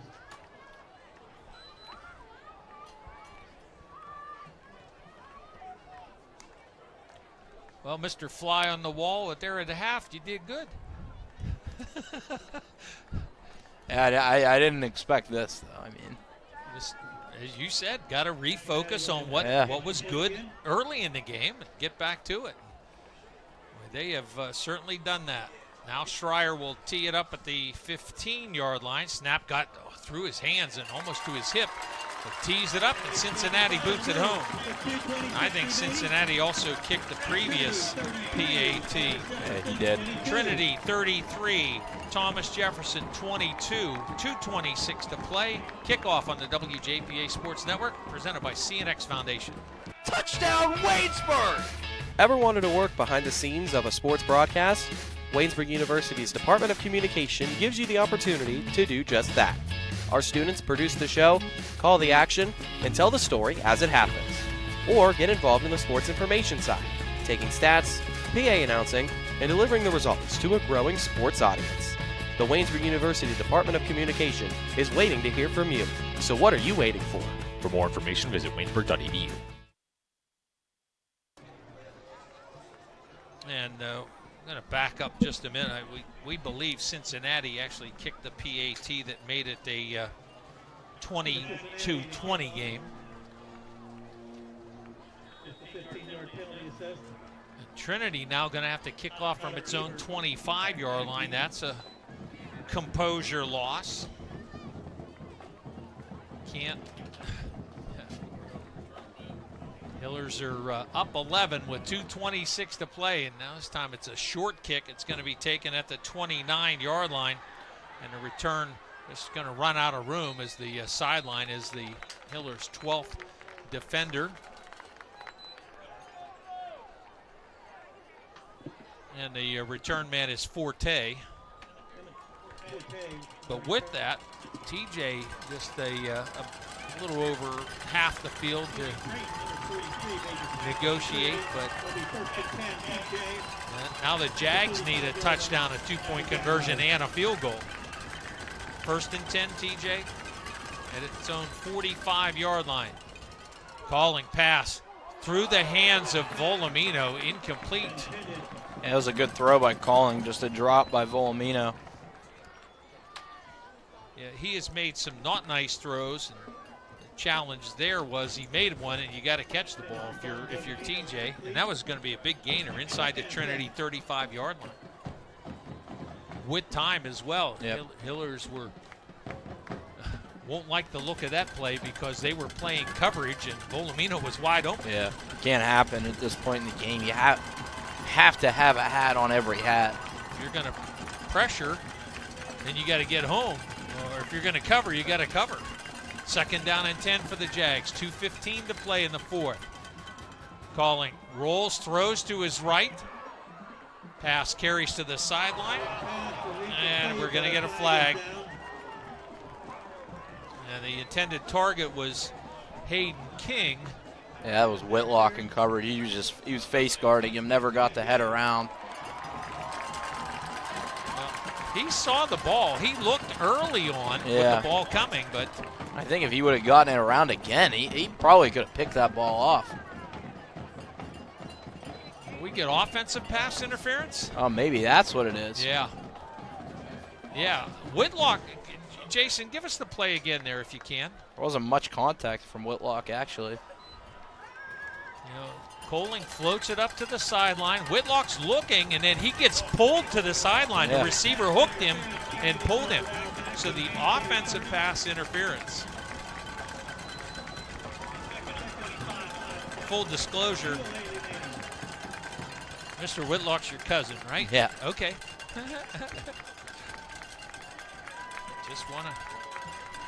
Not my cousin, but he's Jack, so we'll just leave it at that. 2:08 to play in the game.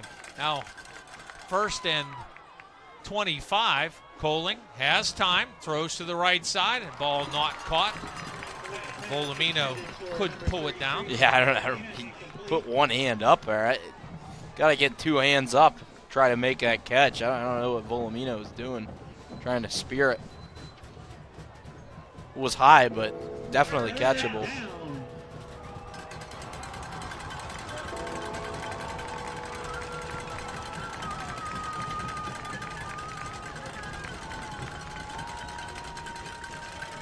Third down and 25 for the Jags at their own 30-yard line. 2:03 left in the ball game.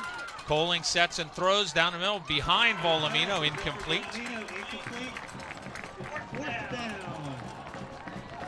And now to bring up 4th down. As this time, you need 25 yards. It's prayer time. Now an officials conference going on at the where the thing will be. Well, they're going to put the play clock back at 40, which with the game clock not running doesn't really matter. It's a distinction without a difference. 4th down and 25 yards to go. Jags send trips right, single receiver to the left. Coling backs up, takes the snap, staring down the left side. And the ball overthrown, and now a flag comes in. If this is against Trinity, remember, pass interference in high school is not an automatic 1st down. And it is defensive interference. It's a 15-yard penalty, so that'll make it 4th down and 10. And again, one of the huge differences between what you watch on Saturday afternoons and Sundays is that that DPI is not an automatic first down. Yeah, it ends up not really being a bad rep there. If you're going to get beat outside, you might as well just grab and just know that it's not going to be a first down. Really doesn't change much for Trinity or for TJ. Tight end and two flankers right.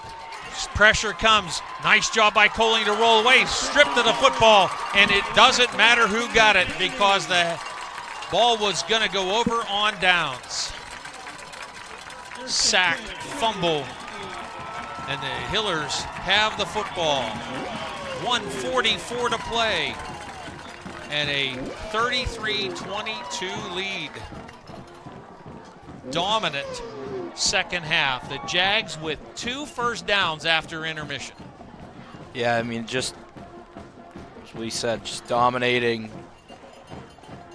in this second half, this Trinity team. It clearly looked like the better team when you really look at, the first quarter was pretty even match. The second quarter, TJ dominated, but this second half, there has been a delta between these two teams. Anthony Georgie caused the fumble. Jonah Williamson will take the football on the snap and hand it off straight ahead. Bounce it outside now. Carry inside the 40 to the 35. Going to pick up about 4, and do not see the Jags using a timeout.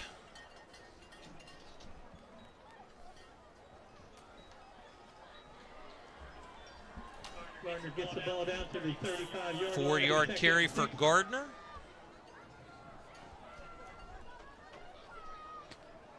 A drive that we haven't talked about it too much that really looms large for TJ in this game is that last drive of the first half where TJ wasn't able to get points. Williamson just dropped this snap, and now he picks it up, and he'll slide to a stop inbounds after a gain of a yard. Flag but there down. is a flag. That's probably going to be holding on the Hillers, trying to protect Jonah Williamson. We're under a minute remaining. Holding penalty against Trinity. And again, holding with the change in the rules. The enforcement is the previous line of scrimmage, not the spot of the foul, unless it's downfield, and then you go to that spot of the foul. But they should take the ball out to the 45-yard line. And it'll be second down still. Now, see, okay, there we go. Back to the TJ 45-yard line. Holding, and the clock's going to turn. Second and 16. The Hillers with no timeout indication from the TJ bench. They only need one more snap. Yeah, I mean, with this being a 2-score game, there's really no reason to waste timeouts. Canamac beats Seneca Valley 33-29. The Trinity Hillers rally in the second half, and they're going to beat the Thomas Jefferson Jaguars and stay atop the 4A Big Six.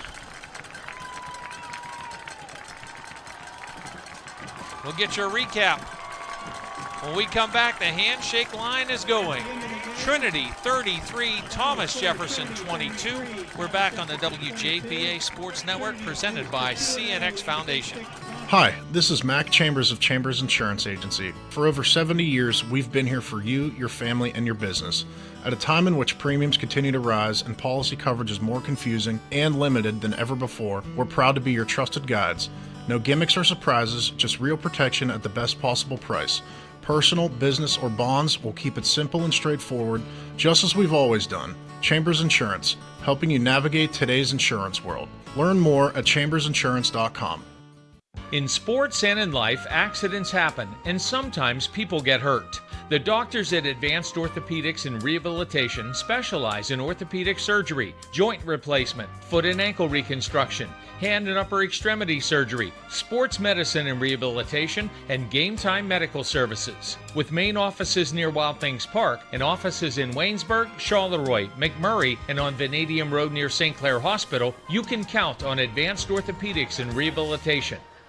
I know this is usually something that I talk about in our final segment, but Jack, we're going to be right in these very same seats next Friday night. Not just because Trinity beat TJ 33-22, but Dane Andrews tells me that Chartiers Valley just came from 7 points down to beat Belle Vernon 36-35. Char Valley and Trinity, the two remaining unbeaten teams in the 4A Big Six, play here next Friday night. First place goes to control of first place at that point goes to the winner. Yeah, and you think about, really the control. Belle Vernon now with 2 losses, TJ with a loss. The winner of that one, talk about an advantage. Trinity, if they can win that game, they would. The only team left in that top group there is Belle Vernon that they would have to play, and that Belle Vernon with 2 losses already. That game has some serious implications for who's going to win the conference at the end of the year. Really it certainly puts whatever team wins that game in control. But you have such a large amount of control there that you're in a great spot. So Trinity now 2-0 in the league. Chartiers Valley 2-0. Belle Vernon drops to 0-2. TJ to 1-1. Ringgold was leading Laurel Highlands last I saw, but the Hillers have already beaten Ringgold. They could be. They could, after next week, they could be 2 games clear of the field. Yes, in that's essence, what you're because looking of you're 1 game up on most with the tiebreaker against everybody. Yes. Apollo Ridge has beaten Steel Valley 18-14. And mentioned again, Cannon McMillan, a winner over Seneca Valley 33-29. We'll get scores and pass those along. OU recap. We're going to go back to the first half, and we'll have that for you and get you wrapped up on this final. 33-22 Trinity. That recap coming your way when we come back on the WJPA Sports Network, presented by CNX Foundation. My Dream Field has a scoreboard with a giant TV. My Dream Field has dugouts for our mascot to dance on. My Dream Field has lights to play at night. And a duck pond. CNX is making dream fields come true by donating millions of dollars throughout Appalachia. Nominate your field at cnx.com/dreamfields. At Slovenian Savings and Loan, they understand you want convenience. That's why their mobile banking app allows you to bank from anywhere, anytime. They also know there's no substitute for personal, one-on-one service from someone who cares about you and your family. Founded on honesty, integrity, and trust in 1925, and that will never change. Big enough to serve, small enough to care. Slovenian Savings and Loan on Boone Avenue in Strabane. SlovenianSavingsandLoan.com. Equal housing lender, member FDIC. Jack, you and I talked before I started into the recap. You and I talked. I thought this could happen, and really coming into the night, I thought this could happen. But at halftime, I had no inkling whatsoever that this was going to happen. Yeah, you have the comeback win. I agree. I thought this was a very winnable game for Trinity. The result really doesn't surprise me at all. Trinity's a team, much more dynamic offense than Thomas Jefferson, but with what we saw in the second quarter, TJ just completely took the momentum. It was a Trinity team. They looked dejected, really looked kind of out of it at the end of the first half. But, I said at halftime what they would have to do. It would have to be Jonah Williamson cleaning things up. They would have to play spirited, play with some fight. And, that's been kind of the battle with Trinity in a lot of these close, important games. And tonight they finally were able to get over that hump a little bit and really take over the game. And the Hillers have struggled defensively. How about this? Second half. TJ 30 yards in the third quarter, 21 yards in the fourth quarter, 51 yards after intermission. And that's how Trinity won the game, not to mention the 3 takeaways. Yep. TJ with 2 second-half first downs. The much maligned Trinity defense shows up tonight and helps the Hillers get the win. Scoreless, and man, we had 1 million possessions in the first half. Yeah. And none of them lasting very long. But TJ's second possession got the ball at the Trinity 48-yard line because one of many bad snaps, and snap on a punt not caught, then a 2-yard punt, and TJ took over at the 48. Couple of Tyler Eber runs, put the ball to the 36, and then somehow or other Dom Volumino got wide open, and Harrison Coling did not miss, got the touchdown on a 36-yard pass play, but the extra point was blocked. TJ led 6-0, 5.5 minutes to go in the opening quarter. Trinity on the ensuing possession turned it over, a completed pass, but a fumble. But the Hillers defense stuffed Tyler Eber on 4th down and 1 at the Trinity 42-yard line. Hillers took over there, and Owen Gardner rumbled 58 yards for a touchdown, and the extra point kick by Evan Slagle gave Trinity a lead at 7-6. Teams exchanged punts, Trinity getting the ball with its own 14-yard line, but Williamson trying to get it a little something extra, got spun around and fumbled the ball. TJ took over at the 17-yard line. 3 Eber runs got him to the end zone, and the extra point kick by Wessel made it 13-7. Thomas Jefferson, 8:25 to go second quarter. Hillers give the ball up. Teams actually trade possessions, and Trinity gets the ball at its own 24-yard line. And just an awful snap then. Went way over Williamson's head into the end zone. He picked it up, but was tackled in the end zone for the safety that gave TJ a 15-7 lead with 5:39 to play in the second. And just 10 seconds later, the Jags are in the end zone again. Tyler Eber rumbles for a 65-yard touchdown, and Wessel's extra point made the score 22-7. Fortunately for Trinity, that's the way the half ended. The Jags went from their own 33 to the Trinity 17-yard line where they tried a field goal that Wessel pulled left and missed to hold the score at 22-7 at the half. And TJ getting the ball to begin the second half. The Jags, though, after picking up 1 first down, throw an interception as Chase Kostelnik steps in front, and you'll see here Coling rolling out to his left, and a little floater pass, and Kostelnik undercut the receiver and got the pick. Trinity took over at its own 30-yard line, went 70 yards in 8 plays. Look who's on the end of this. Kostelnik reaches over the falling defender, makes the grab for the touchdown. Bad snap on the extra point, and you get the doink. Good job there by Slagle to get a kick off anyway, but everything's messed up, and kick hit the upright. So Trinity still down by 2 scores. Jags go 3 and a punt. Trinity takes over at its own 42-yard line, but this possession stalls out, and Trinity defense right back out there with a bunch of time off the clock. Another 4.5 minutes gone. Trinity gets the stop. Hillers take over at the 43 of TJ, and that 17-yard pass play that you just saw to Berdar for the touchdown. Extra point kick by Cincinnati was good, and Trinity was to within 2. 2nd down and 6 for the Jags from their own 24-yard line. An interception by Tyler Welsh gave the Hillers the ball at the 30-yard line. Just a bad decision by Coling to throw that ball, and Welsh with the pick and got it down to the TJ 30-yard line, where on the 4th play, Williamson sneaks in from a yard out. Tried to go for 2. That was no good.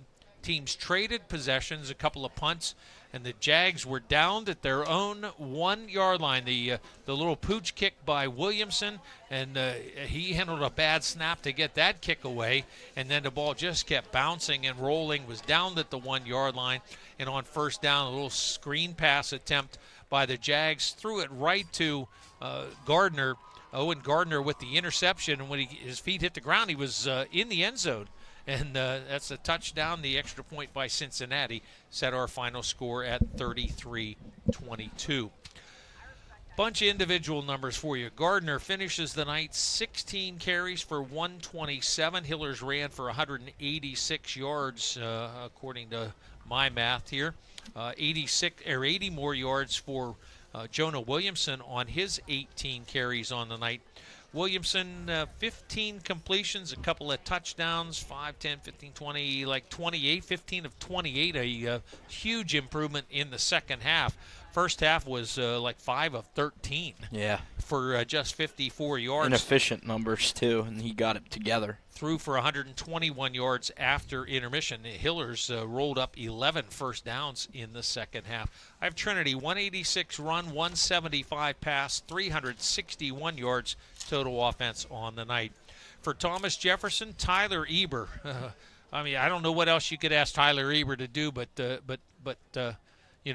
throw the ball, catch the ball when he threw it himself and all of that. But 32 carries, 208 yards, and a couple of touchdowns. Harrison Coling threw a first-half touchdown to Dom Volumino, but then 3 second-half interceptions. He threw as many passes that were caught by Trinity players as were caught by his own receivers. And TJ with 201 yards net rushing on the night and just 50 passing yards, 251 total, and again, only 51 after intermission.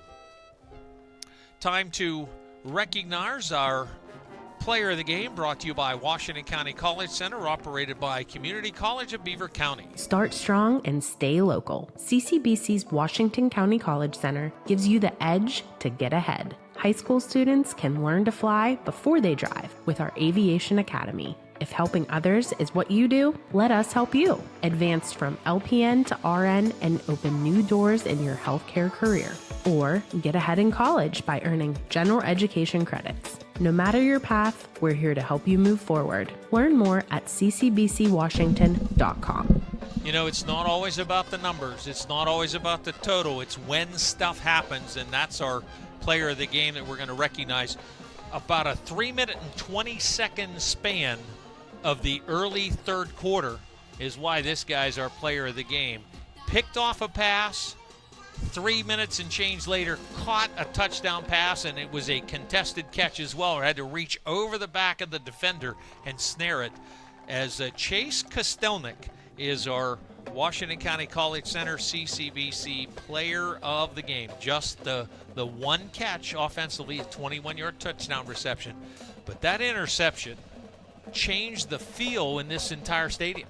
Oh, absolutely. I mean, that pick, I mean, that really is what set up the momentum changing for Trinity. I mean, in that third quarter, yeah, they were in a good spot, but I mean, it was due to that pick. Interception from Kostelnik leads directly to the score. You get another, quick drive for TJ to go. Then they go punt. You get the ball back, don't score. But really, after that opening touchdown, I mean, it is what I said going into the second half. They needed to get a stop, and they needed to get a score. Chase Kostelnik did that himself, and that's why they were in the game. That's why they came back. Teams have played now 20 consecutive years. Thomas Jefferson is 18-2 over that, and the Jags are 19-4 all time against Trinity. Guess what? The Hillers have won 2 of the last 3 against Thomas Jefferson and remain unbeaten in the 4A Big Six Conference. Tonight's game on the WJPA Sports Network has been brought to you in part by Slovenian Savings and Loan, big enough to serve, small enough to care. By CNX Dreamfields, making your dream field come true. By Advanced Orthopedics and Rehabilitation and Advanced Surgical Hospital. By the Chambers Insurance Agency, your third-generation independent insurance agency in downtown Washington, online at chambersinsurance.com. By Waynesburg University, grow with us at Waynesburg University. By First Federal Savings and Loan Association of Greene County, people you know, people you can trust. By Washington County Human Services, take the first step toward a healthier life. Call 724-228-1234. And by Quality Quick Printing, your Team Spirit printing headquarters since 1978. Online, qualquick.com. Thomas Jefferson and Trinity brought to you in part by RTI Insurance Services, proud to support area athletes, families, and communities. Log on, trustrti.com. By the Washington Greene County chapter of the Pennsylvania Sports Hall of Fame, celebrating our region's rich athletic tradition. By Washington Financial Bank, for 125 years, proud to be the bank that gets you.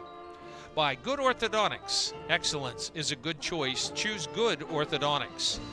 By Bud Bear Subaru and Bud Bear Mazda on Route 19 South in Washington, home of the Bud Bear Cares Rewards Program. By Eber & Associates Insurance Services, the defense you need on your side. Log on eberinsurance.com. And by Washington County College Center, operated by Community College of Beaver County.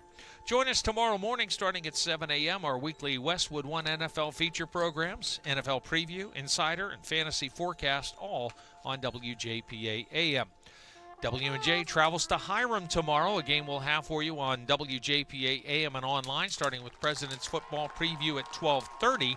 The Presidents and Terriers will meet for the first time since 1992, and we'll follow that up with Texas and Florida with a 3:30 kickoff via Westwood One. With the Steelers on their bye week after their Ireland game victory, we'll carry an NFL triple header on Sunday. Hear the action of Texans-Ravens at 12:30, Commanders-Chargers at 4:15, and Patriots and Bills on Sunday Night Football, all on WJPA AM. Monday night, catch Kansas City and Jacksonville on the AM side, coverage starting at 7 p.m. Our high school coverage next week is in the to-be-determined category, at least on our second game. We know this: Chartiers Valley and Trinity will meet here at Hiller Field, and we'll have that game for you on the WJPA Sports Network. As soon as we make our decision on our other feature game, we'll pass that along. Thanks to head coaches Bill Cherpak and Dan Knaus, to acting athletic director Paul Kostelnik, to Casey Alderson, and the entire crew here at Trinity. For my partner Jack Sacco, floor director Jason Tennant, Brett Gambita and Joey Cipoletti on camera, and Bill Chapo, Mark Edwards producing in our downtown Washington studios, thank you so much for being with us. From Hiller Field here in Washington, I'm Bob Gregg. Your final score: Trinity 33, Thomas Jefferson 22. This has been a presentation of the WJPA Sports Network.